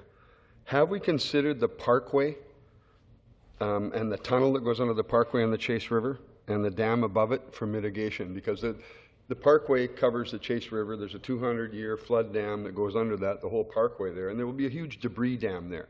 Have we considered that in the flood application for our flood risk?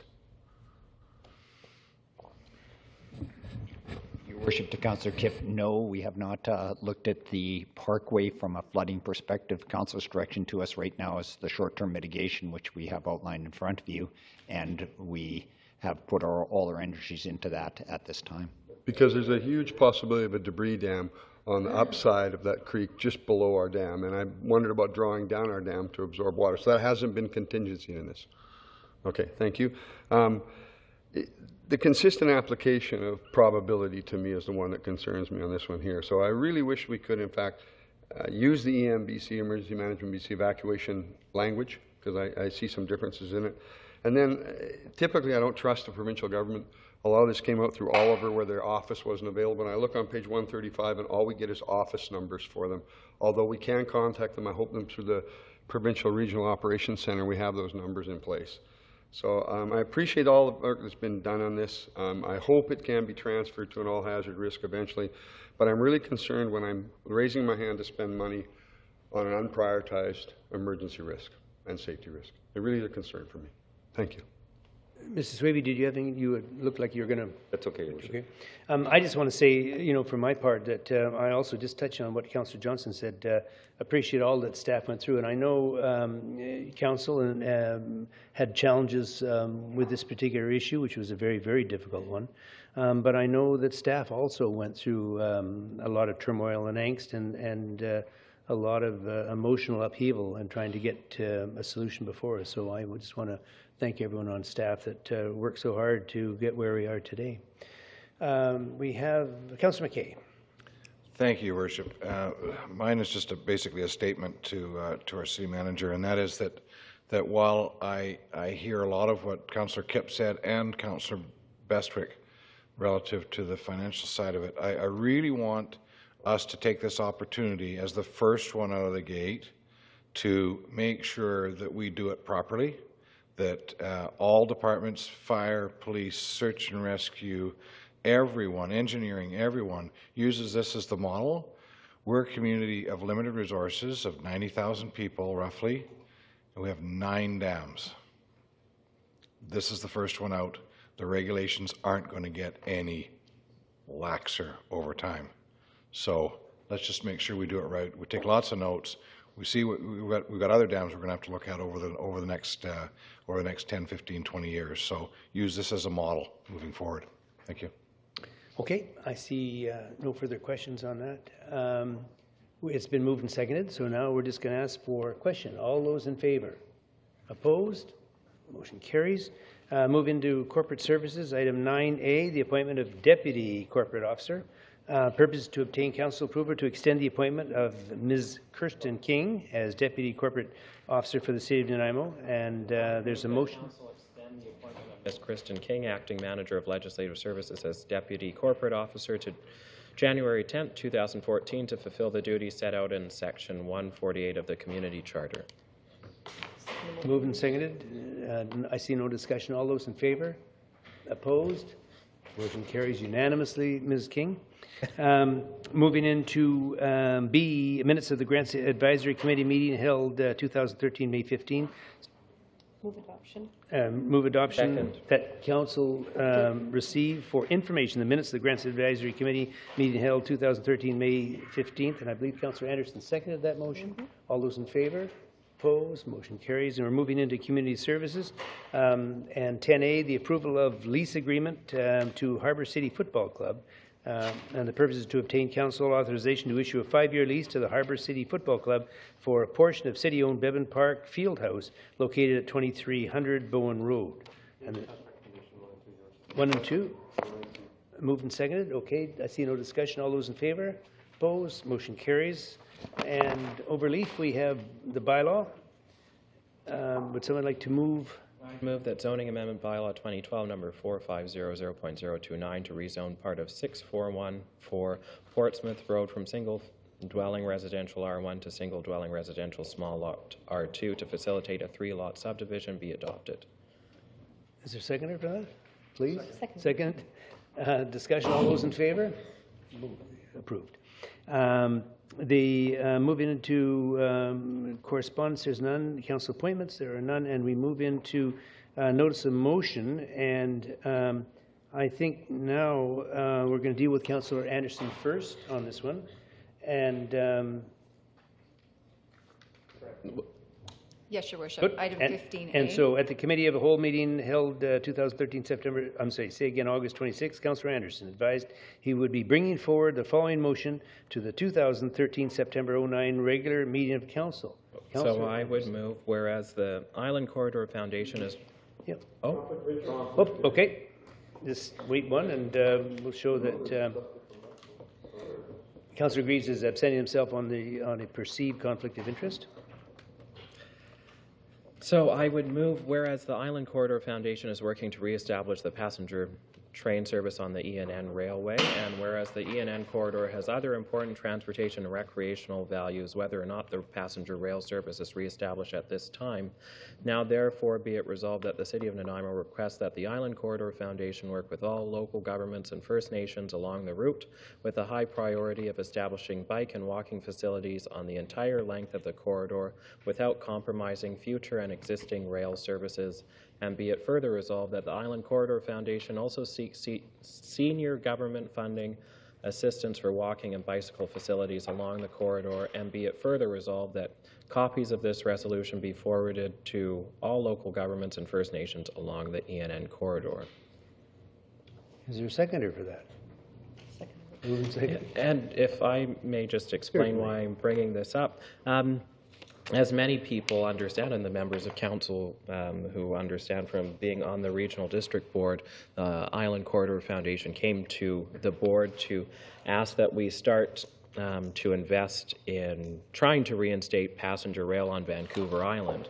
And since that conversation has begun, there's really been no conversation about the other important transportation issues along the corridor. As the Chair of Parks and Recreation and Culture knows, and other members of Council know, that there currently is the pathway that's alongside the corridor right now from downtown roughly to Rutherford, or what is now Nanaimo North Town Centre, and different municipalities along the route have also started to do their part, but there hasn't really been a discussion about how we continue to have that increased connectivity between communities. And from what we know, what's happening in our transportation plan right now, there's been a shift towards promoting active transportation. And from the actually from the strategic plan, it says in the transportation and mobility section that, and I quote, increased shift in viability of active transportation options, pedestrian, cycling, disability travel through improved infrastructure, and also within the transportation master plan, and I quote, is a move to improve safety, expand and link safe cycling, and improve access to trail routes. So hopefully what I would like to see from this motion moving forward is that at least that there's a dialogue that goes forth amongst all the communities from Courtenay to Victoria along the corridor about how we actually promote and increase the connectivity between all the communities. And I would just mention one last thing in my closing, is that if you look at communities such as in Indianapolis with their cultural trail, or look at Snohomish County, I just recently did in the summer a ride from Vancouver to Seattle, and they have the exact same type of routes, and they have actually seen a very big boost in their tourism as well. So I'm hoping that Council will support this, and that hopefully a dialogue will occur amongst all the communities along the corridor. Okay, it's been moved and seconded. So all those in favor? Opposed? Motion carries. Now, Councillor Bestwick advised that he will be bringing forward the following motion for consideration at the regular meeting of the Council to be held today's date. 2013, September 23. And so, Councillor Bestwick, you're on. Thank you, Worship. I would so move that Council direct staff to review and make recommendations regarding the use of R2 single dwelling residential small lot zone for small lot subdivisions, focusing on issues of subdivision scale, number of small lots, parent parcel size, and mix of lot sizes, small lots and conventional lots in subdivisions. That is my motion, Your Worship. Okay, and you're so moving and moved and seconded. Discussion. Councillor Anderson, did you have something on this? Yes, thank you, Mr. Chair. I'm just curious if I could ask my colleague, Councillor Bestwick, as to why he would like to see this review done. Absolutely. As initially, when the small lot subdivision to R2 was entertained by Council and approved, it was primarily in the interests of infill, smaller subdivisions, maybe a consolidation of two lots. And that certainly was my understanding and intent at the time.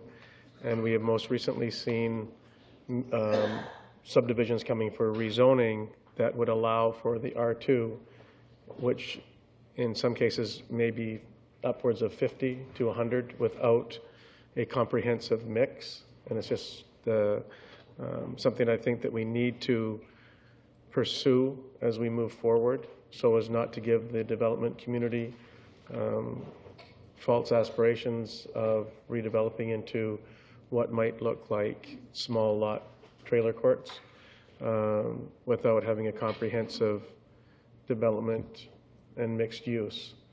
As the chair of the Development Process Review Committee, the other members of the committee feel strongly that it's an important step to make as we transition into the small lots. And it's an important exercise that we undertake. And following the lead of our Development Process Review Committee and those members on it, it makes considerable sense for us to ask for Council's guidance moving forward. And if I may have one more follow-up, just for my own clarity. So this is if I understood what you've just said, it's more what you're looking for is what the look of the developments and what the density is going to be within those developments, or am I misunderstanding what you just said? Well, absolutely. It's the quantity, it's the numbers, it's the size, it's the scope, it's the form and character. It is about ease of access and egress. It's about complementing the communities that they're going into, or the neighborhoods that they're going into, potentially. We just approved essentially one this evening that has a PLA attached to it that has 1 year in which to fulfill moving forward. And should they not, then they will have to return and ask for an extension or forgiveness. And once we get there to that point, we'll have a decision to make. Thank you. Ms. King, just for clarity on this one, this is still a notice of motion to be heard at the why the September 23rd My date shown? apologies, Your Worship. That was the error that I spoke of at the introduction of late items. So this is We, the in actual error, motion. put it as a notice of motion, and again, my apologies. It should have gone as an other business item, and it is a motion on the floor. Okay, and it's been moved and seconded. I think Councillor Kipp seconded, I believe. Any further? Oops, I've gone black. Councillor McKay. Oh, Councillor Kipp, I beg your pardon, then Councillor McKay. Okay, thank you, Your Worship. One of the reasons I like the idea of looking into this, way back when in 1996, they looked at the small lot, and the idea then was the concept of mixes of housing in an area or the ability to split up smaller lots. I too have concerns with sort of a monoculture of small lots in an area, changing the form and character of a neighborhood. One so much as recently on Westwood Lake Road, where there was a density of little houses in it, some one-way street or dead-end streets and those type of things. And I understand maximizing the potential of lot coverage, taxation, giving people the ability for affordable housing. But I also see that within an area, I really don't like the form and character of a small lot subdivision, I guess. So I'd like us to look at it and bring back a report on it. Thank you. Okay. Councillor McKay. Thank you, Your Worship. After this came up and we had some conversations about it relative to the application on Westwood, I checked with a councillor in Maple Ridge, and they're having the same challenge over there. They brought out these small lots capabilities, less than 300 square meters. And what they found is out in the peripheral of their community, they're seeing them proliferate with 50 and 60 unit subdivisions, and it's not what they intended for them to be. They're struggling with this as well over there in Maple Ridge. So I support the look at to see why we did it, where we want to go with it. And I agree with that as well myself. Councillor Brennan. Thank you, Your Worship. I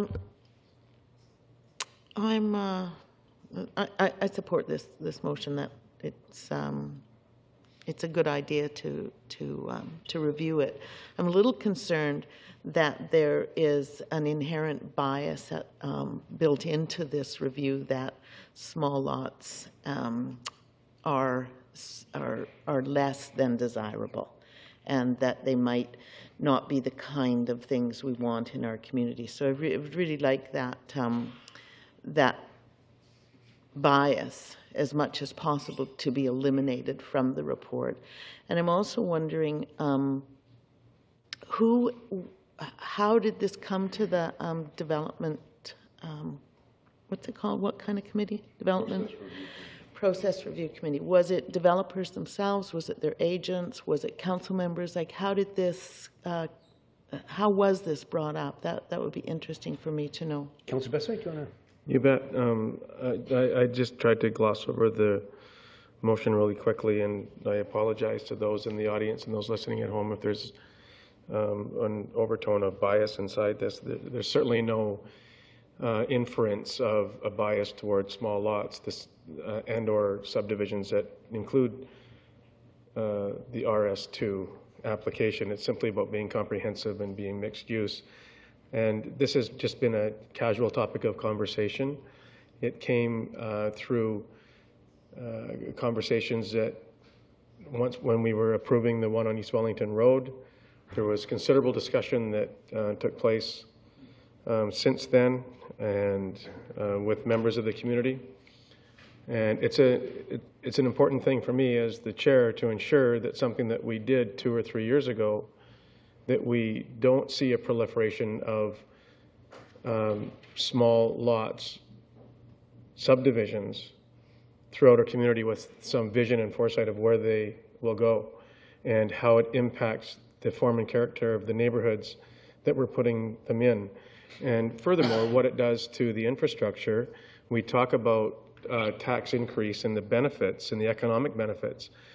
Having said that, the East Wellington one that we just approved is triggering more expenditure for traffic signals, more expenditure for intersections, more on the rezoning of that property to provide those many units.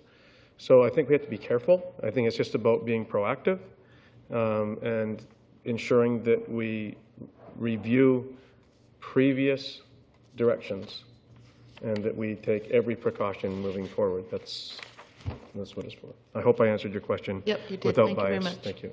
No, I think that's good because that's the whole reason for having the staff do some research and look this over and see if there's some issues that we need to look at further. So it's been moved and seconded. All those in favor?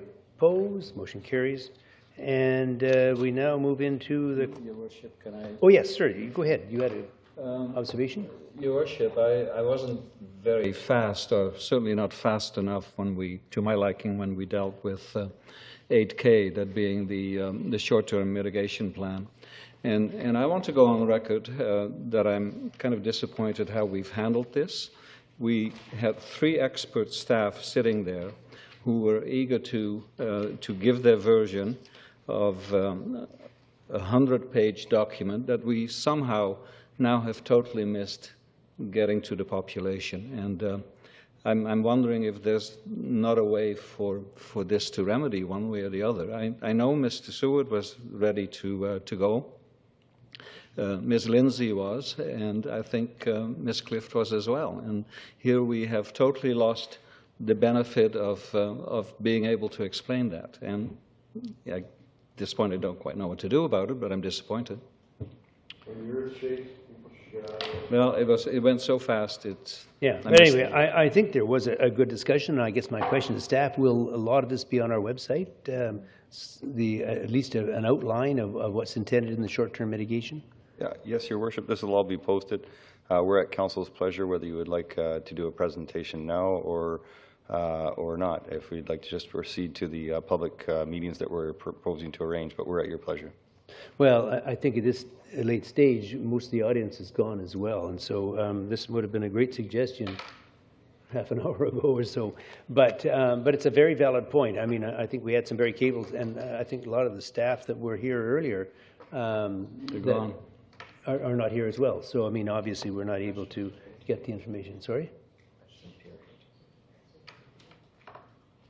Anyway, let's do the best we can to get the information out, and it may be something that Mr. Cooper can work on as our communication officer. And I think Councillor Patchy's point's well taken. We've gone to a lot of time and trouble, certainly staff has, and the least we can do is get out as much information to the public as possible. We'll move into question period with that.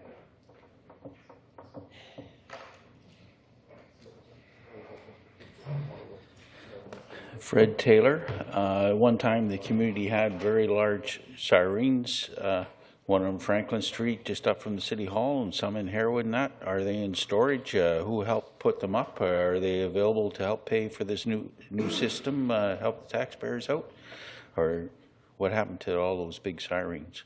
Is that what they were? We can't combine them again? Wakerside used to be one. You can't combine them again to help you with, are they in storage or anything, or you don't know? Your Worship, I'm not aware that they're still in storage. And I'd like to thank the city manager for pointing out to you at the last minute that your variances on heat pump were 2 variances, a very large one of moving it from the side yard to the rear yard, which I believe Councillor Anderson was just targeting the side yard with a couple of centimeters movement, and the speaker after me was also targeting that without, and I was just wondering somehow if we could bring that kind of information right after that speaker to point out to him that there was a very larger variance when he was trying to call us down or not being friendly when just moving something a couple of centimeters. And you want to go with that? Do we, sir, I'd like to see you speak up right if something like that's happening here. And my last... Well, maybe before you move on, Councillor Anderson, did you want Yeah, to... I would just say that I knew that there's 2 variances. I'm just saying I personally don't really care whether or not it's in the backyard or the side yard. So Either do there I, you go. but we need to entertain it, the question, better than what we have. Excuse me. And my last question is, who owns the parking lot that you're fixing, graveling up, et cetera, for parking? We do. Pardon me? It will belong to the city, but currently it's probably, well, it's under private ownership now, but it's being transferred as part of the school district trade. Why part of the school district trade? It's not easy to describe, but do you want to maybe explain? In my opinion, it's privately owned. It was owned by Buckerfields, then share cost feed and everything, then Insights, the last owner. And they came to you not wanting to put their brewery there, put it out on Boxwood Road. In my opinion, Insights, the owner, and you're fixing up their property. Why are we not buying it before you spend all that money? Buying it, you said? Pardon me? Are you saying, why are we not buying it, did you say? That's correct. Well- Insight owns it. Privately owned. You're fixing up private property at taxpayers' expense. The property, as you heard earlier tonight, will be conveyed to the city without cost as part of this transfer of properties. Sir, I'm asking you why it's involved in the transfer of properties when it's not even owned by the school board. Your Worship. Not Do you school want to, board okay, property. I understand your question. Just wait one. We'll get an answer. Go ahead. Thank you, Your Worship. It's a complex question for sure, the Speaker is correct. But going back to the land exchange, part of the exchange involved the subdivision of the lands that the school board wanted to retain to sell to the community, which is the one that Council was rezoning tonight. And in order to do that, we had to enter into an agreement to provide access. And we looked at accessing through the park, through Oliver Woods parking lot, all of which had a great impact on the city's infrastructure parks. So we came up with the idea that we would assist in providing to the development of the road, because it was partially a DCC road, and we could complete the road to the satisfaction to provide access in exchange if they could come up with another property to help offset those costs, which this property provided. So the school board, in a sense, is buying the property for you and handing it to you. That's right. And From just private owners. just to clarify, we have an option for the transfer of the property over to us. So yes, it's still privately owned, but the option is with the city. Okay, thank you, sir. Hi, Bruni.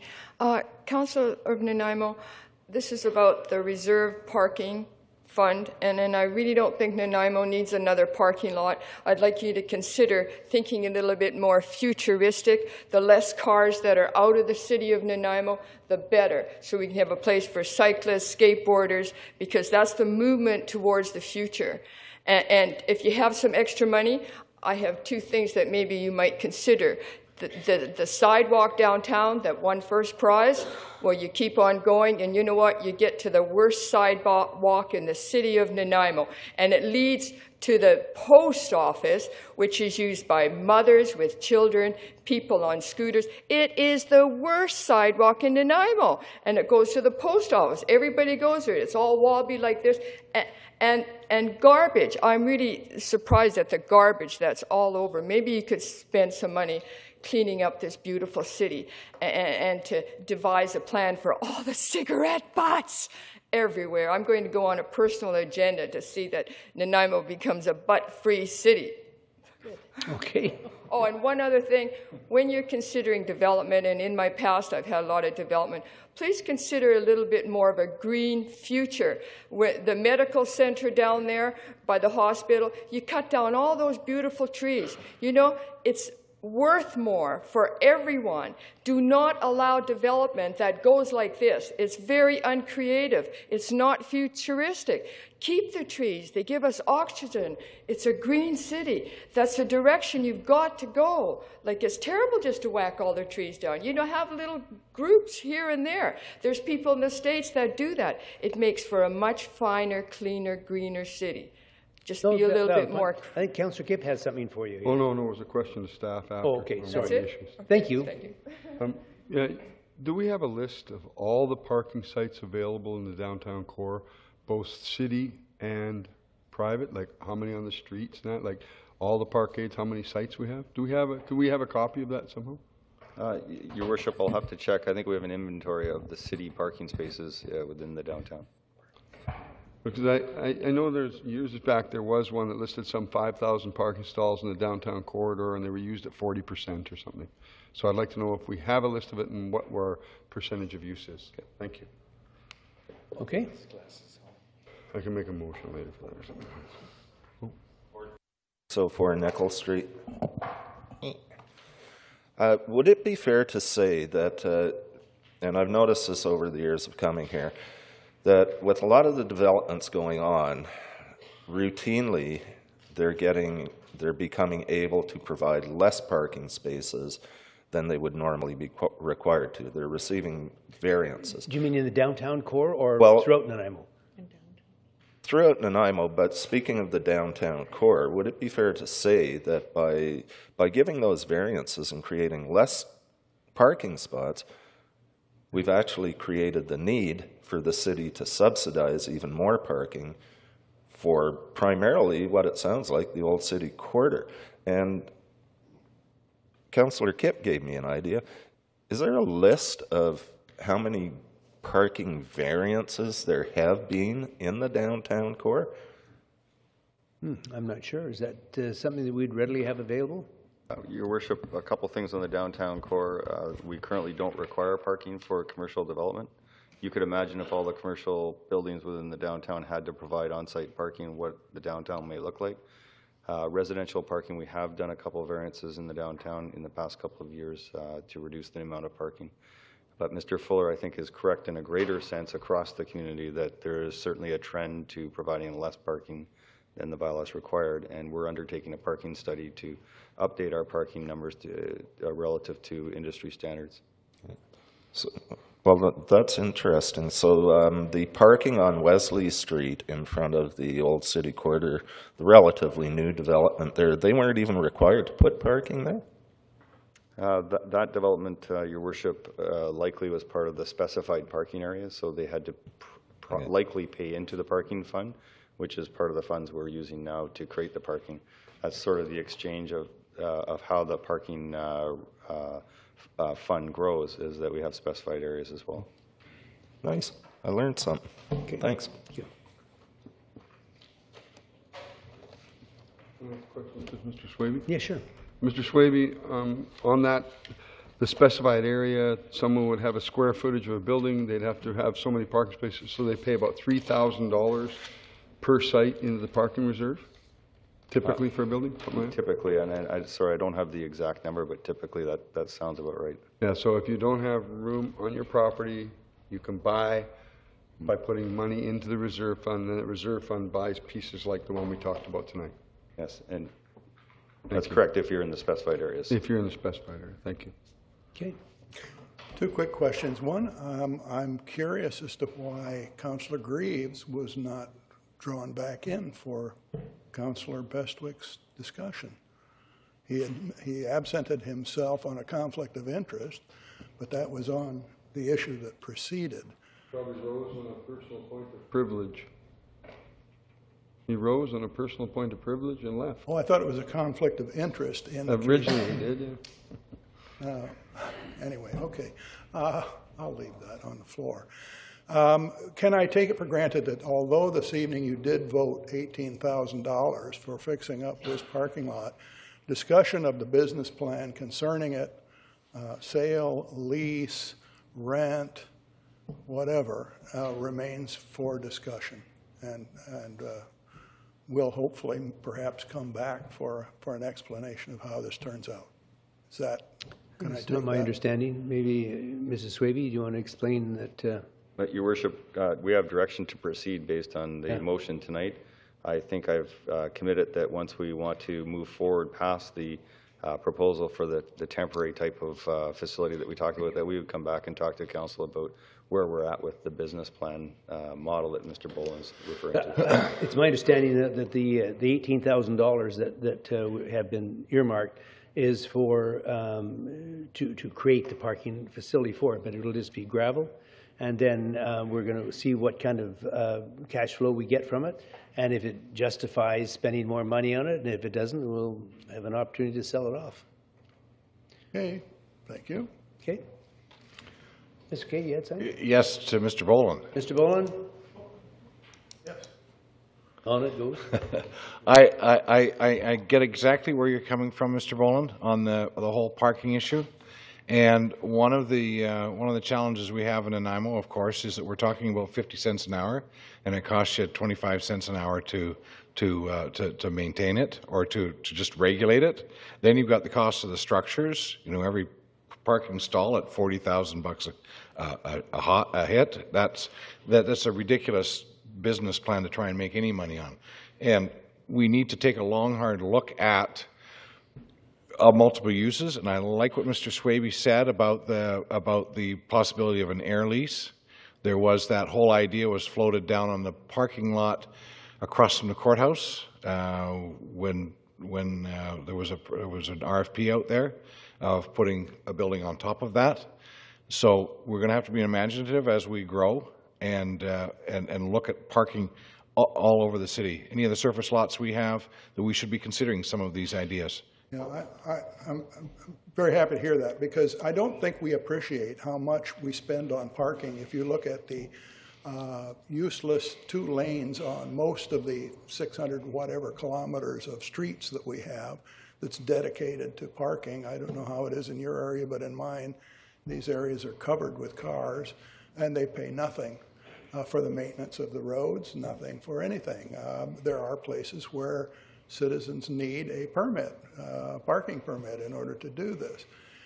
I believe there are hidden huge amounts of money that we are subsidizing in parking for some folks, but yet you have businesses and malls that have to build that cost into their business plans. It's patently unfair to the tax-paying public and to those people who do build it into their plan to do what we're doing, I believe. So yes, I'm happy to hear about a report that will do a thorough study of what these things are really costing us and who's paying the bills. Just wanted to let you know that I heard you. Thanks. Thank you. Good evening, Council. I'll keep it short. I want to thank Mr. Boland for even bringing up the whole issue of parking. I wasn't even thinking of talking about that this evening, but he does bring up a good point. I'm not originally from Nanaimo, and I am very surprised that there's not more commercial-run parking lots. But like Councillor McKay said, you know, if you're only getting 25 cents an hour, it's pretty hard.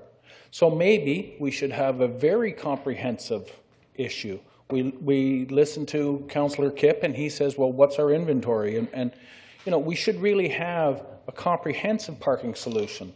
I don't know, does it fall under transportation? Does it fall under city services? I'm not too sure where it should be sitting. But, and Mr. Swaby said, well, you know, maybe we can get out of the parking business. This is something that maybe the city should be looking at. You know, how does the city dissolve themselves of being a parking landlord? Let's get into the private industry. Do you think that that's something that the city could ask staff to look at? Maybe that's what will come back in the report. Councillor Anderson, Awesome. do you have something? Yeah, I was just going to make a comment. as chair of the Transportation Committee, this is one of the things that we're actually looking at, and currently there is a parking study that's being underway, and this may even look at the potential increase of parking rates as well. So it's on its way and it's in the works. Will it cover the items covered here tonight, or do we have to advise staff to look at some more other issues in that study? I think that it would be comprehensive enough from the discussions that I've had with I'm Awesome. forgetting his name right now, the parking manager. Do we know when we would be able to be? Yes, Rod Davidson. Any idea as to when that will be forthcoming? I'm not sure at this point, but it will be coming from my understanding. As chairman of the Transportation Committee, could you look at that and let me know? Yes, I can. Awesome. Thank you very much. No, not biased towards cars at all. I'm looking at it and saying, if we could cut the parking out, then maybe we could move more bicycles, buses. Maybe if we didn't offer the monthly parking to city associated staff agencies like fire or police, if we weren't offering them a good deal on monthly parking, maybe they'd be motivated to take the bus or to take a bicycle. Thank you. Okay.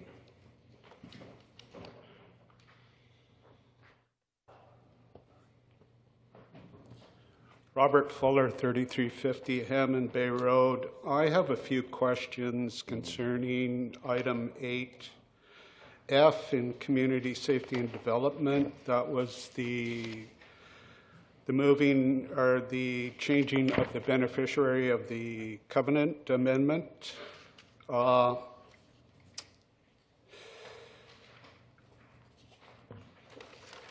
It concerns me that money destined for parks and park improvement be removed, especially when parks and recreation are one of the key reasons that citizens of Nanaimo love this city so much. And I've got no bones about the folks to where it went, and I know it's going towards a $60,000 reduction in buying a suite or a office space. Just a few questions here is, I noticed in the covenant itself that the suggested monies would be put towards future parks within the subject area, and it was anticipated that specific improvements would be determined through future consultation with the neighborhood. And I was just wondering if there was any consultation with the neighborhood concerning this change in the covenant. And I have never heard anything about it, and I live smack dab almost in the middle of this. Does staff have a comment on that? Your Worship, no, there's not been any specific consultation with the community either before when the applicant proposed it, other than the public hearing process that was undertaken with the rezoning, and whether people commented on the amenity, which I don't recall that they did.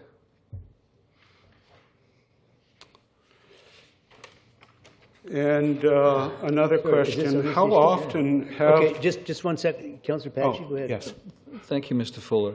To staff, I asked a question this morning that was fairly similar, and there was a response from Mr. Harding, the Director of Parks and Rec, that you maybe can elaborate on a little bit, because that came into play this morning.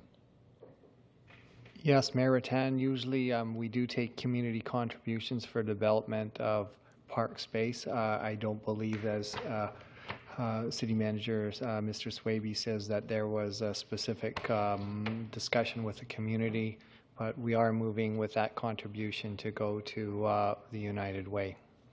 We have used contributions in the past for development or acquisition of park space. Which, if I can, was actually, Mr. Hickey, the request of the developer to go to United Way. Yes. It was my understanding from Mr. Harding's answer this morning that in the greater scheme of things in the Stevenson Point neighborhood, this would not be upsetting the apple cart too much, something to that extent. Yes, that's correct. We do have sufficient natural park space there, and we're looking at opportunities on commission for playground space, but that can be looked at in other modes or mechanisms. Okay. Councillor Johnston. Yeah, thank you, Your Worship. I was just going to add to that. I believe Mr. Harding referred to the acquisition of trailways that has already been held or had, and also the Planta Park and 2 neighborhood parks in that area. So there didn't seem to be a requirement at this time for an additional park. Mr. Fuller. No, I'm not having any qualms with that. It's just that in a time when we're told constantly, the public's told constantly, there's no money. There's no money for parks. Well, here's $60,000 that was earmarked specifically for park improvements. Actually, it isn't there anymore. Yeah, we were given the figure today, and I think we've acquired quite a bit of parkland in the last 3 to 5 years. So, I mean, we are on an ongoing basis acquiring more parkland. I'm just going by what I've heard. Well, it was only, a couple of years ago, we bought Neck Point Park for $3.2 million, I think it was. And it's 3.2 acres of oceanfront. So, that's a lot of money. And it's a big commitment from the city. That is a lot of money, but I recall yourself saying when the Lindley Park West people were here, we have no money. Yeah, but we're talking about a different situation. I believe that one was around $20 million. It was a huge figure to acquire the Lindley Valley Park. It was a massive undertaking. Well, that was all beyond I'm our saying, ability. I've just said, and actually my last question would be, how often have community contributions been directed away from parks, say towards nonprofits? I think it's very rare, and you bring up a good point, because I know members of council today asked that very question. Is this going to be precedent setting where a developer can come along and request that his amount be distributed to someone other than what we want? So yeah, we're going to be looking at that very closely, and it's a valid question. But it's done very rarely. Maybe staff could tell me in the past if they're aware of any situations similar to this, with where monies designated for park use has been provided to another source? Your Worship, yes, there is a community contribution to the Lindley Valley of $100,000 that was proposed. There was numerous money put into the Housing Reserve Fund that then goes to nonprofits to develop nonprofit housing. So it's not without its precedence in the No, I'm sorry, but the question I was asking is that, to your recollection, been very many circumstances where the developer has said, rather than make a community amenity contribution towards parks or development, where they want it done to something like United Way, an excellent organization, by the way, but I mean, where they've requested something other than what we would normally accept. Your Worship, it happened rarely, but rarely. Yeah, that's my point. Okay, thank you. Thank you. Motion to adjourn. Seconded. We stand adjourned. Thank you. Oh, Councillor Brennan, I'm sorry. Did you have? Sorry. I know, but I think they could